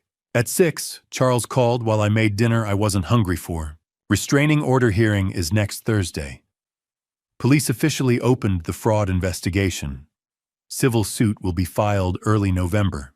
That's good. One more thing. I tried reaching your daughter. She hasn't responded. She's not answering me either. How are you handling that? I'm giving her space. She needs to see who Jason really is on her own. And if she doesn't, then I accept I protected myself and told the truth. The rest is her choice. Charles was quiet. That's healthy, Joe. But it still hurts. Yes. By 10, I sat in the living room, with the TV muted decaf cooling untouched phone face up on the table like it might ring if I stared hard enough. It didn't. I thought about Kinsley in that apartment, about Jason drunk at 3 in the afternoon, about the kind of man who ruins everything and then numbs himself while his wife works herself raw. I thought about Catherine's promise. Take care of Kinsley, but also take care of yourself. Was I doing that, letting her live in Oak Towers while I worried in my paid-off house? Or was this the only thing left, letting her see the truth without me forcing it? The phone stayed silent. Outside, the October wind rattled the newly repaired window, and I waited, still waiting for my daughter to come home. Friday passed quietly, too quietly. I went to bed around midnight, exhausted from another day of waiting for phone calls that didn't come, but I couldn't shake the feeling that something was coming, that the stillness was temporary, that men like Jason Caldwell don't accept defeat, they marinate in it until it turns to rage. At 2:14 in the morning, I learned I was right. Quick note. What follows contains some fictionalized elements added for educational purposes, but the lessons I'm sharing remain meaningful. The sound of breaking glass tore through my sleep like an alarm I couldn't turn off. Not a crack, not a tap. A full-volume crash that said something heavy had just gone through something expensive. I was up before my brain fully processed what was happening. Heart slamming in my chest, phone already in my hand. 42 years of journalism had trained me to grab documentation. First, ask questions. Second, another crash. Living room window. I ran to the upstairs window that overlooked the front yard and looked down. Jason Caldwell stood in my driveway, illuminated by the streetlight, holding a baseball bat, like it was the only thing keeping him upright. His truck was parked crooked at the curb driver's door, still hanging open. Even from the second floor, I could see the way he swayed. Drunk didn't begin to cover it. This is my house. His voice carried through the October night, loud enough to wake the whole street. Slurred, furious. You stole it from me, old man, you stole everything. He swung the bat. My mailbox, the one Catherine and I had installed in 1997, exploded into splinters. I unlocked my phone and started recording. Timestamp 2:16 a.m. Jason staggered toward the flower pots on the porch. The ceramic ones we'd bought at the farmer's market last spring. The bat connected. Terracotta shards and dirt sprayed across the walkway. Then he pulled something from his jacket pocket. A spray paint can. In the streetlight's glow, I watched him shake it and approach the garage door. He painted. I couldn't make out all the words from where I stood, but I didn't need to. The letters were big enough, crude enough, that their meaning was clear even in the dark. I called 911. 911, what's your emergency? Someone is vandalizing my property. I'm at 42 Maple Drive. The suspect is Jason Caldwell. He's drunk and armed with a baseball bat. Are you in immediate danger, sir? I'm inside with all doors locked. He's outside destroying my mailbox and spray painting my garage. Officers are on their way. Stay inside, stay on the line. Across the street, Karen Phillips's bedroom light snapped on. I saw her silhouette in the window phone to her ear. Good. Multiple witnesses. Multiple calls. The more documentation, the better. Jason had moved on from the spray paint. He'd found something else in his truck, a crowbar. At 2:20, he was at my front door trying to jam the crowbar into the gap between door and frame. The new deadbolt held. Tony Valdez had done good work. I opened the upstairs window 6 inches. Cool October air rushed in. Hosen. I called down. My voice was steady, loud enough to carry, but not shouting. The police are coming. Leave now while you still can. He looked up, found me in the window. His face was red, sweating, despite the cold, twisted into something ugly. You ruined my life. He pointed the crowbar at me like a weapon. I'll ruin yours, you hear me, old man? I'll make you pay for this. Sirens. Faint, but getting closer. Jason heard them too. The fury on his face shifted to panic. He dropped the crowbar and stumbled toward his truck, but he was too drunk to run in a straight line. His foot caught on the curb. He went down hard, hands out to break the fall, and by the time he scrambled back up, red and blue lights were washing across the street. 2:26 a.m. 2 police cruisers coming in fast. Officer Reynolds and Officer Davis. Third time in a week they'd been called to my address. Jason was still trying to reach his truck when the cruiser lights hit him. He froze like an animal caught in headlights, then tried to keep moving. Made it 2 steps before Reynolds was out of the car, hand on his holster. Jason Caldwell, stop right there. Hands where I can see them. Jason spun around, stumbled, caught himself on the hood of his truck. He deserved it. You don't understand. He kicked us out. That old bastard took everything and... Get on the ground, now. You should be arresting him. He's the criminal, he. On the ground. Officer Davis was already moving around, the side handcuffs out. Jason saw him coming and tried to bolt. Made it 3 feet before his legs gave out, and he went down again this time, not getting back up fast enough. Davis was on him, hands behind his back, metal clicking around wrists. You'll regret this. Jason was still yelling, face pressed against my driveway, spit flying. You hear me, old man, you'll regret this. Reynolds approached the porch where I'd come outside, phone still in hand, video still recording. Mr. Brennan, I'm sorry you're dealing with this. He looked past me at the broken window, the destroyed mailbox, the spray-painted garage door. We need to photograph the damage for the report. I have video. I held up my phone. Started recording at 2:16, got everything. Reynolds nodded slowly.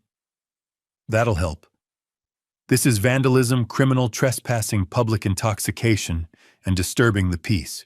Given the restraining order petition you already have filed, this is going to add significant weight to your case. He'll be held for at least 48 hours, probably longer. Behind him, Davis was hauling Jason to his feet and walking him to the cruiser. Jason's legs barely worked. His face was scratched from the fall, and his shirt was torn. He looked nothing like the confident real estate agent who'd walked into my house 18 months ago. He looked pathetic. Mr. Brennan, Reynolds said quietly. This is escalation. You did the right thing calling us, staying inside, documenting everything. But men like this, when they start property damage, sometimes they move to, I know. I did know. 42 years covering crime taught you the patterns. That's why I want that restraining order. They're good. We'll make sure the judge sees this video. Reynolds walked back to his cruiser. I stood on my porch and watched them drive away with Jason in the back seat, still yelling through the glass, though I couldn't make out the words anymore. The street went quiet again. Karen Phillips's light was still on across the way. I waved to let her know I was okay. She waved back and pulled her curtains closed. That's when I saw it. Half a block down, parked in the shadow between streetlights. Kinsley's sedan. Engine off, lights off. She'd been there the whole time. Watching. She hadn't gotten out to stop him. Hadn't called out to him. Hadn't approached the police to explain or defend or apologize. She'd just watched. I stared at the car for a long moment. Couldn't see her through the windshield, too dark, too far, but I knew she was in there. Knew she'd seen everything. The car started. Headlights came on. She pulled away, slowly turned the corner, disappeared. At 3:15, I was alone again. I walked around the front yard, assessing. The living room window would need to be replaced again. The mailbox was kindling. The flower pots were beyond repair. The garage door would need professional cleaning, maybe repainting. Quantifiable damage. Fixable damage. The other kind, the kind that came from watching your daughter sit in a car while her husband destroyed your property and got arrested for it, that kind was harder to measure. I went inside, locked the door behind me, and started making a list of what needed repair. Because that's what you do. You document. You fix what can be fixed. And you hope the rest heals with time. I spent Saturday morning cleaning up the wreckage. Glass shards swept from the walkway. Spray paint scrubbed from the garage door. It didn't all come off, but I got most of it. The mailbox replaced with a temporary one from the hardware store. By noon, the physical evidence of Jason's rampage was mostly gone. You'd have to know what to look for to see the scars, but the wounds, those were still there. Fresh. Deep. At 3 o'clock, my phone rang. Charles Norton. His voice carried the weight of bad news before he even spoke. Joe. Charlie. What is it? A pause. The kind lawyers use when they're choosing words carefully. I don't know how to tell you this. Just tell me. Your daughter posted bail for him this morning. $5,000. I sat down. Didn't realize I'd been standing until my legs stopped working and the kitchen chair was suddenly necessary. She bailed him out. Yes, after what he did last night. The vandalism, the threats, the arrest. Yes. I stared at the coffee cup in front of me. It was Catherine's favorite, the one with the faded sunflowers she'd bought at a craft fair in Wisconsin in 2006. I'd been using it every morning since she died. Couldn't explain why, just felt right. Joe, I tried calling her.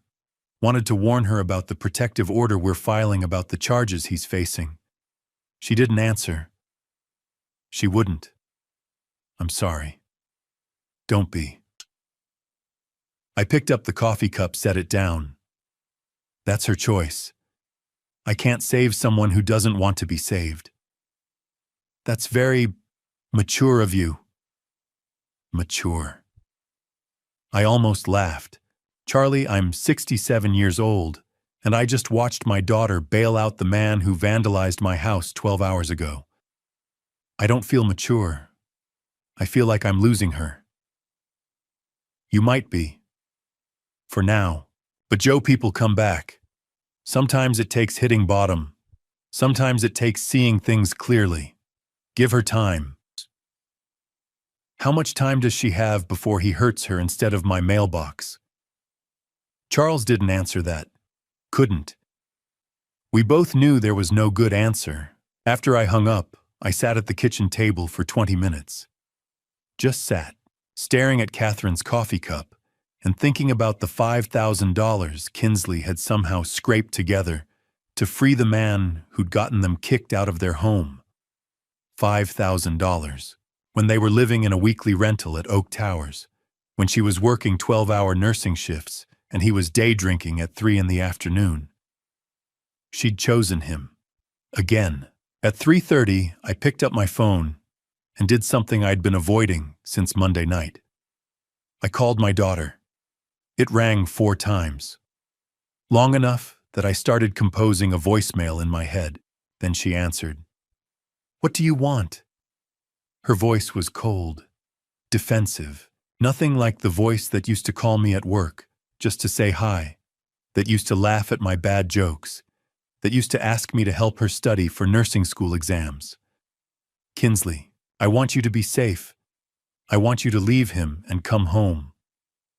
Home. She laughed, sharp, bitter. You kicked me out, Dad. You threw our stuff on the porch and humiliated us in front of the entire neighborhood.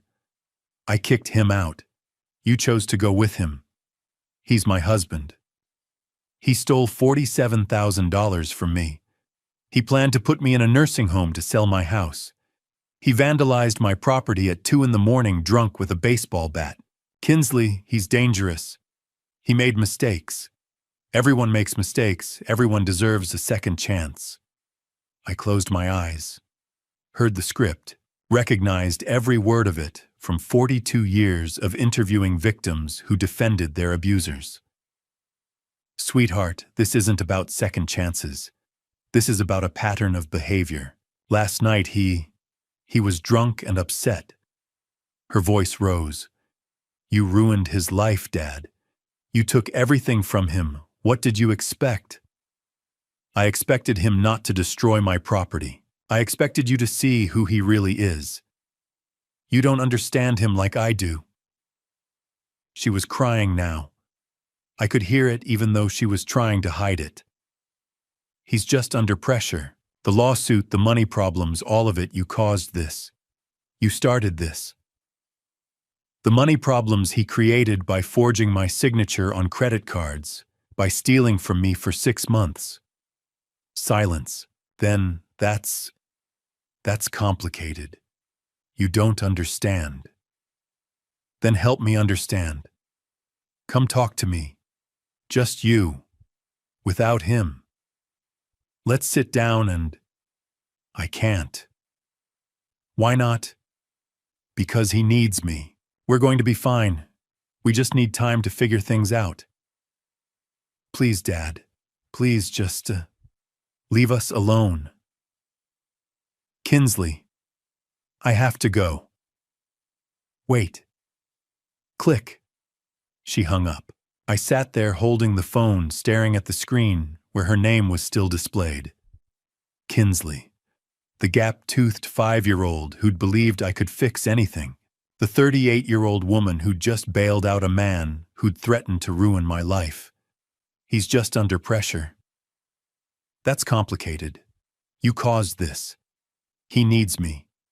Every sentence a red flag. Every justification a warning sign. She was protecting him, defending him, taking responsibility for his crimes and his rage and his destruction. She was protecting her abuser, and there was nothing I could do about it. I'd spent 42 years as a journalist, learning how to find truth, how to document evidence, how to build cases that exposed corruption and held people accountable. I'd taken down politicians and business executives and criminals who thought they were untouchable. But I couldn't save my own daughter from a man who was destroying her life one choice at a time, because she didn't want to be saved. She wanted to save him. I set the phone down on the kitchen table next to Catherine's coffee cup. Outside, the October afternoon was fading into evening. The street was quiet.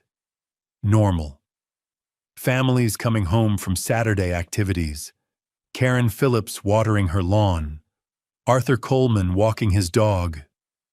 My life looked normal from the outside, too. House repaired. Damage cleaned up. Legal process moving forward. But inside, I was watching my daughter choose the man who'd vandalized my home over the father who'd raised her. Choose loyalty to someone who'd commit fraud over truth. Choose staying with an abuser over coming home to safety. And the worst part was understanding why. Because she loved him. Because she'd made vows. Because admitting he was dangerous meant admitting she'd been wrong about him. Because leaving felt like failure. Because she genuinely believed she could fix him, save him, make him into the man she'd thought he was when they'd married. All the reasons that keep people trapped in situations that are slowly destroying them. I understood them. I'd interviewed hundreds of people who'd said the same things, made the same choices, defended the same indefensible behavior. Understanding didn't make it hurt less. At 4 o'clock, I stood up from the kitchen table and went to the living room. Sat in Catherine's armchair. The one I'd sat in on Monday night watching Jason and Kinsley arrive home to find their keys didn't work. 4 days ago. Felt like 4 years. My phone sat silent on the coffee table. No callback from Kinsley. No apology. No, "You're right, Dad, I'll leave him." Just silence. And me sitting in an empty house knowing I'd done everything right and lost my daughter anyway. You can't force someone to see the truth. You can present evidence. You can document facts. You can offer safety and support and unconditional love. But you can't make them choose it. That's their decision. Tuesday night. 3 days since Kinsley had hung up on me. 3 days of silence that felt like 3 years. I'd just settled into Catherine's armchair with a book. Something about World War II, ironically fitting for the war I was losing with my own family, when my phone lit up at 9:07. Kinsley, mobile. My heart stopped before my hand could reach the phone. "Kinsley, Dad."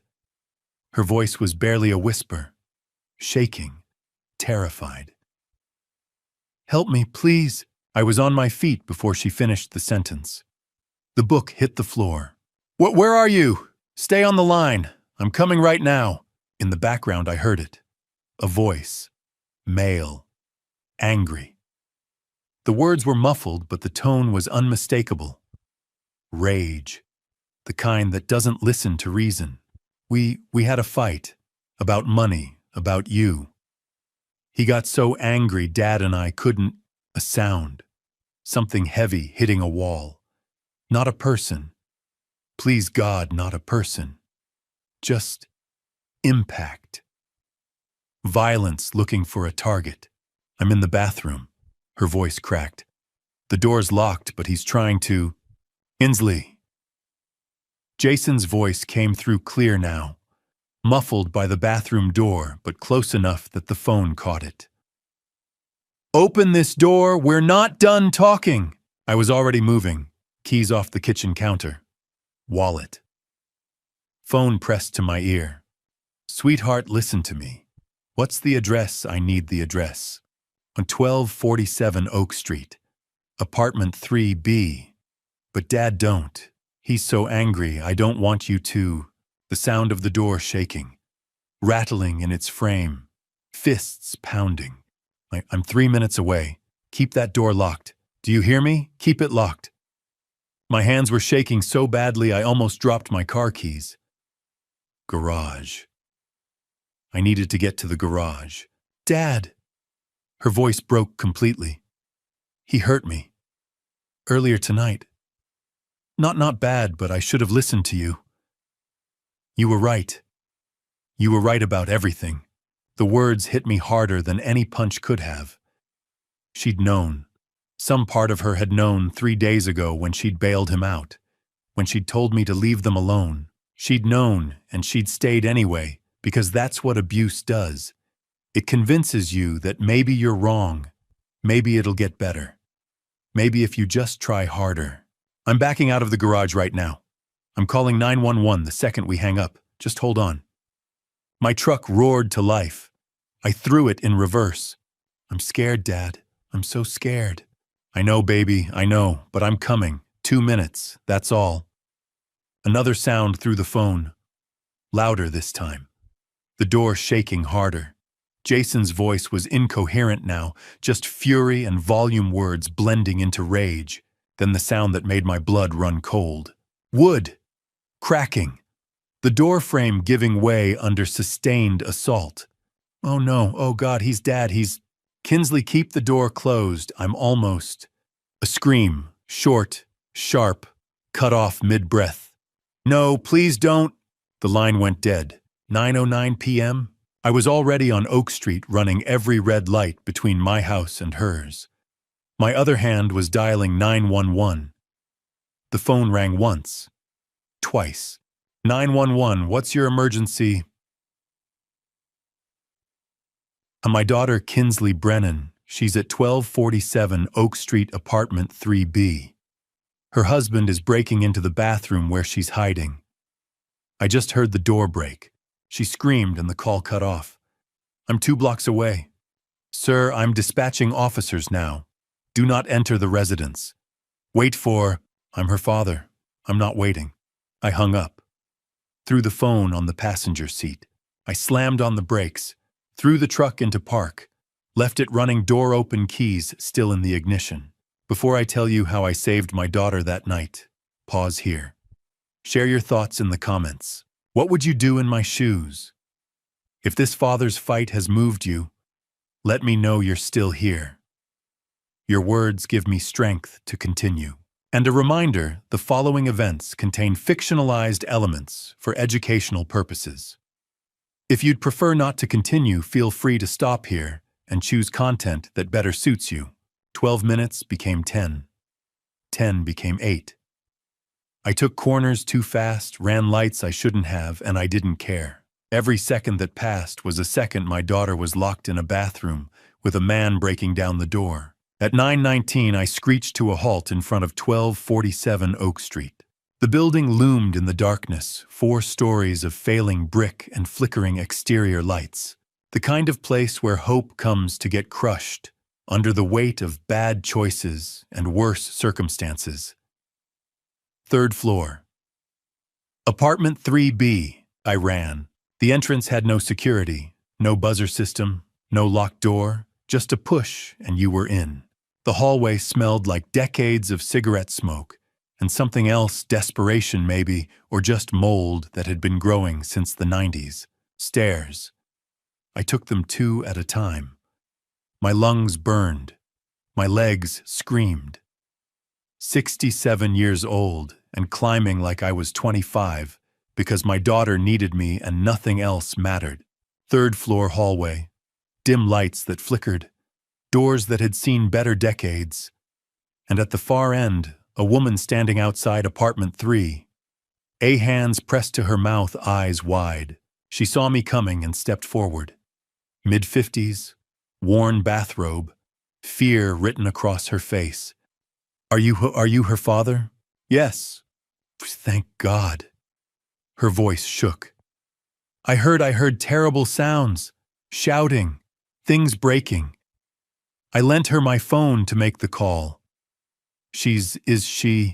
Call 911 again. I said, already moving past her. Tell them to hurry. Apartment 3. B. The door was closed, but I could hear movement inside. Footsteps. Something being dragged or pushed. I pounded on the door with my fist. Kinsley, it's Dad, open the door. The footsteps stopped. Silence for 3 heartbeats. Then the door opened. Jason Caldwell stood in the doorway. Hair wild, eyes bloodshot, shirt half untucked. Trying to arrange his face into something calm, something normal, but failing completely. Joe. He said my name like we were neighbors who'd run into each other at the grocery store. What are you doing here? Where is she? He didn't move, didn't step aside. Just stood there blocking the doorway with his body, one hand on the frame like he owned the space. She's fine. We had a disagreement. Couples fight. This is between me and my wife. You should leave.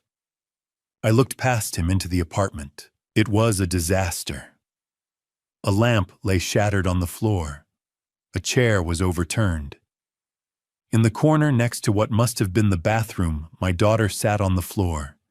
Knees pulled up to her chest, face hidden in her arms, shoulders shaking. Kinsley, she looked up. Her face was tear-streaked, red, swollen from crying. And in her eyes, God in her eyes, I saw the kind of fear that no daughter should ever have to feel. Sweetheart, come here, come to Dad. She started to move, started to stand. Jason stepped to the side, blocking her path and mine in one movement. Pwah, she's not going anywhere. This is my house. You're trespassing, Joe. You need to leave before I call the police. Something cold settled into my chest. Not anger. Colder than that. The kind of calm that comes right before a storm breaks. You have 5 seconds to step aside. Or what, old man? He smiled. Actually smiled. You gonna hit me? You're 67 years old. You really think? I pushed past him. Not a punch. Not a shove that would send him flying. Just forward momentum. The kind that says you are not stopping me without words. He grabbed my arm, tried to pull me back. For a second we were locked there in the doorway, him trying to assert control me, trying to reach my daughter. Adrenaline is a hell of a thing. It makes 67-year-old muscles remember what they used to be capable of. I broke his grip and stepped into the apartment. Don't touch me. Behind us I heard it. Sirens. Close and getting closer. Footsteps pounded up the stairs. Heavy. Fast. Professional. Officer Reynolds burst into the hallway, First Officer Davis right behind him.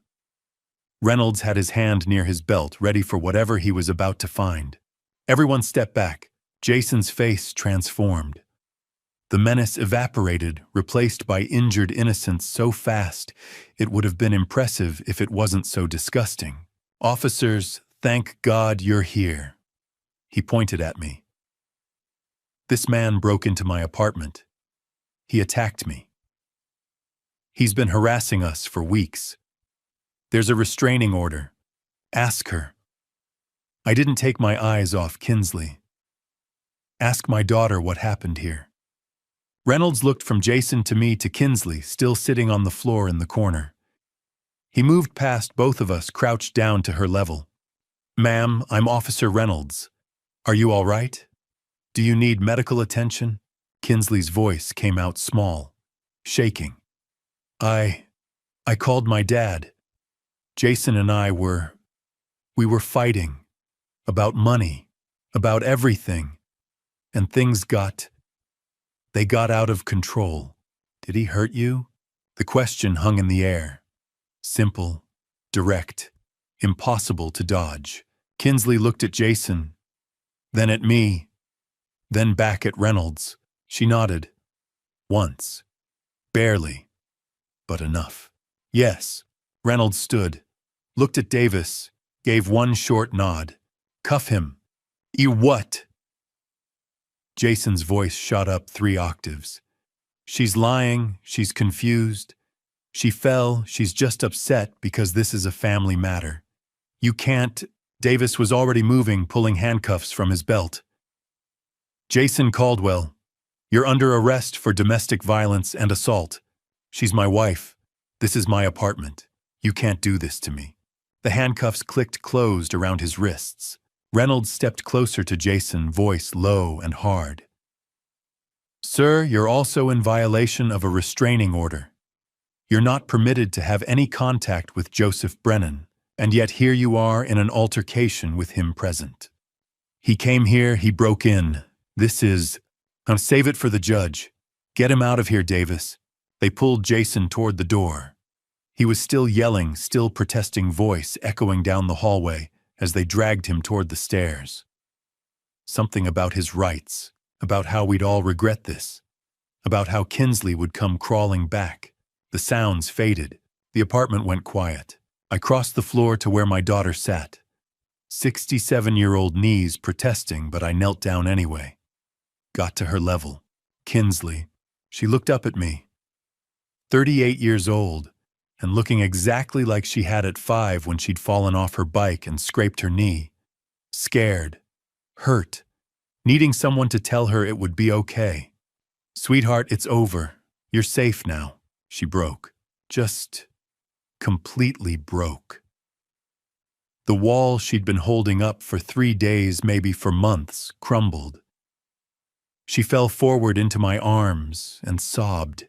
Deep, wrenching sounds that came from somewhere primal. I held her. Let her cry. Didn't say anything because what was there to say I told you, so didn't matter. You should have listened, wouldn't help. She knew. God, she knew. Behind us, I heard more footsteps on the stairs. Heavier equipment. Voices calling out identifications. Paramedics, Reynolds said quietly. "Need to check her out, Mr. Brennan." I nodded but didn't let go. Not yet. Not until Kinsley was ready. She pulled back, finally wiping her face with shaking hands. "I'm sorry, Dad. I'm so sorry. You were right. About everything. And I chose him anyway. I'm so stupid. Hey." I caught her face gently in my hands, made her look at me. "You're not stupid. You're human, and you're my daughter. That's all that matters." The paramedics moved in with their equipment and their calm, professional voices.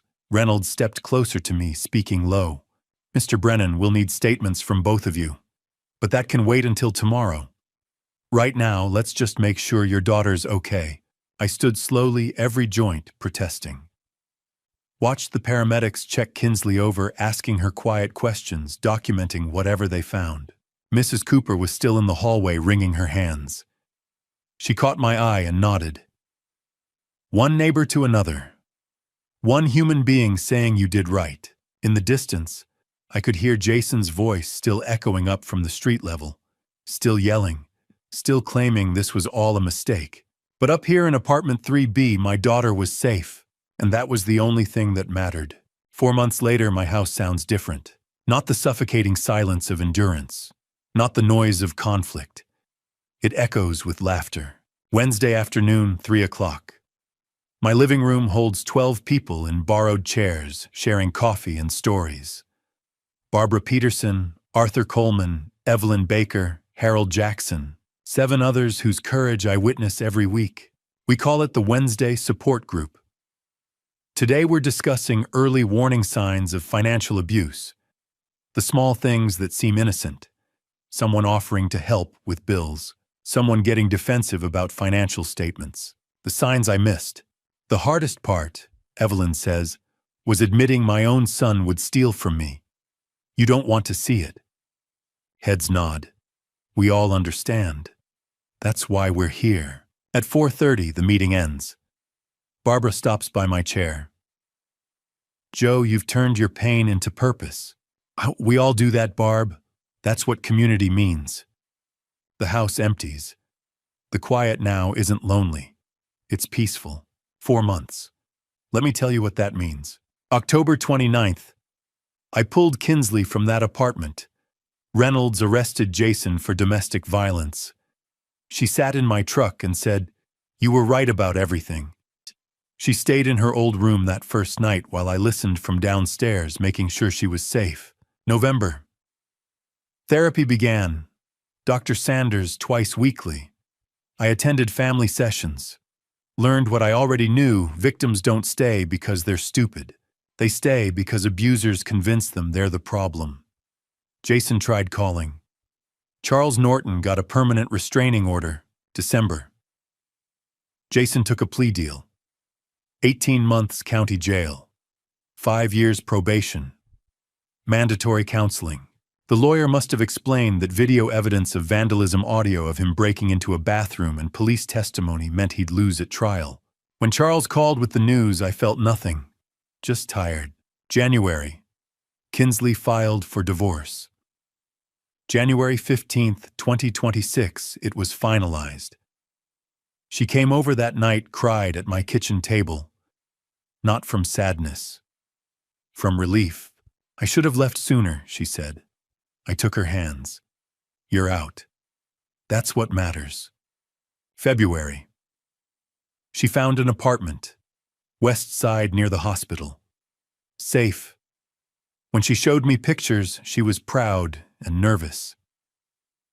You sure you don't want to stay here longer? I asked.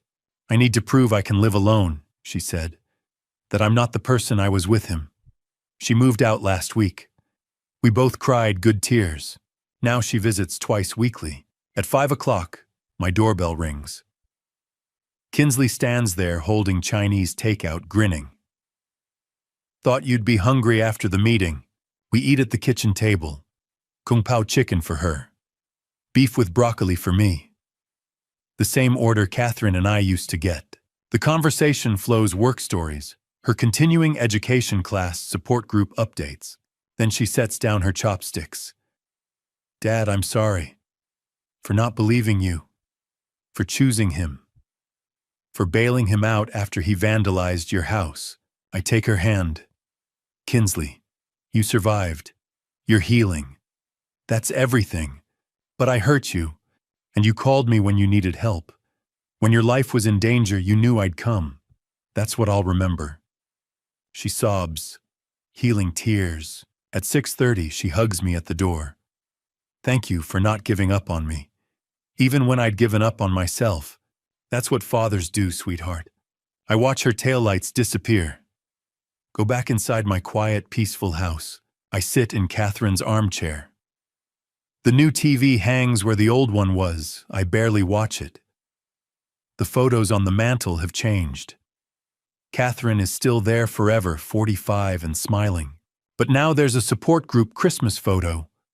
A recent picture of Kinsley actually smiling. Evidence of a life rebuilt. I open the side table drawer, pull out the small box. Inside, coiled carefully, is the black cable, the one Jason cut that Friday afternoon in October. I hold it, study it like an artifact. That cable was an ending and a beginning. I say to the empty room, to Catherine's photo. An ending of who I was, the man who let people take advantage, and a beginning of who I needed to become, someone who stands up, who survives. I put it back. I don't need to look at it daily, but I need to know it's there. A reminder. I've learned that dignity isn't given, it's claimed. That standing up for yourself isn't selfish, it's survival. That sometimes to save people you love, you must fight battles they can't yet see. And I've learned you're never too old to start over. At 67, I rebuilt my life, found purpose helping others, reconnected with my daughter, created community. If you're reading this, if you see yourself in my story, know this: you have more strength than you think. It's never too late, and you are not alone. The clock reads 7:15. Wednesday night. The house is quiet, but not empty. Full of memories, painful and joyful, all necessary. I pick up my book, World War II History, still fighting those old battles, even if they're just on the page now, and I smile. Because my house doesn't sound like a war zone anymore. It sounds like home. And to you listening to this family story, remember this: God doesn't give us trials without also giving us the strength to overcome them. 3 times I prayed when Kinsley chose Jason over me, when she called from that locked bathroom, and when she finally came home safe. 3 times God answered, not with the easy way, but with the right way. This family story taught me that sometimes love means letting go even when it breaks your heart. Sometimes protecting someone means becoming the villain in their story until they can see the truth. Don't be like me. Don't wait until a black cable hits your floor to realize you've lost yourself in your own home. Don't be silent when your dignity is being stolen piece by piece. My dad revenge wasn't about anger. It was about survival. Real dad revenge is teaching your children through action that they deserve better than abuse. The truest dad revenge is showing them that standing up for yourself isn't selfish, it's necessary. Looking back, I wish I'd acted sooner. I wish I'd trusted my instincts when Jason first started helping with my mail.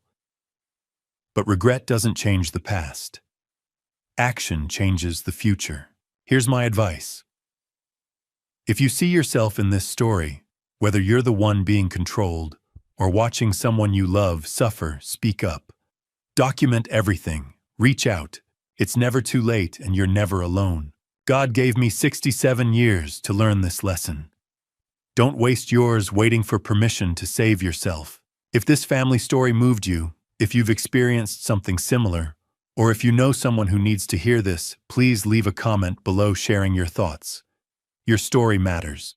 Hit that subscribe button and turn on notifications so you never miss our next story. Share this video with someone who might need it. Together, we're building a community where truth is told and help is given. Thank you for staying with me until the end. Your time, your attention, your willingness to listen, it means everything. Important note: the stories you'll hear on this channel may contain fictionalized elements created for educational purposes. If this content isn't for you, feel free to exit and find something that better suits your needs.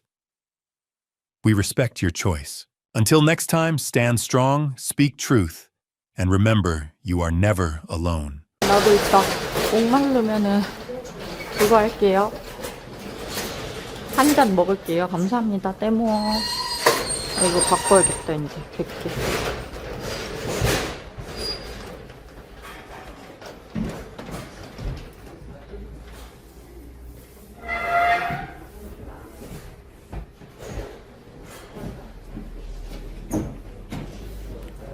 쇼핑 방송? 지금 쇼핑 방송 아닌데?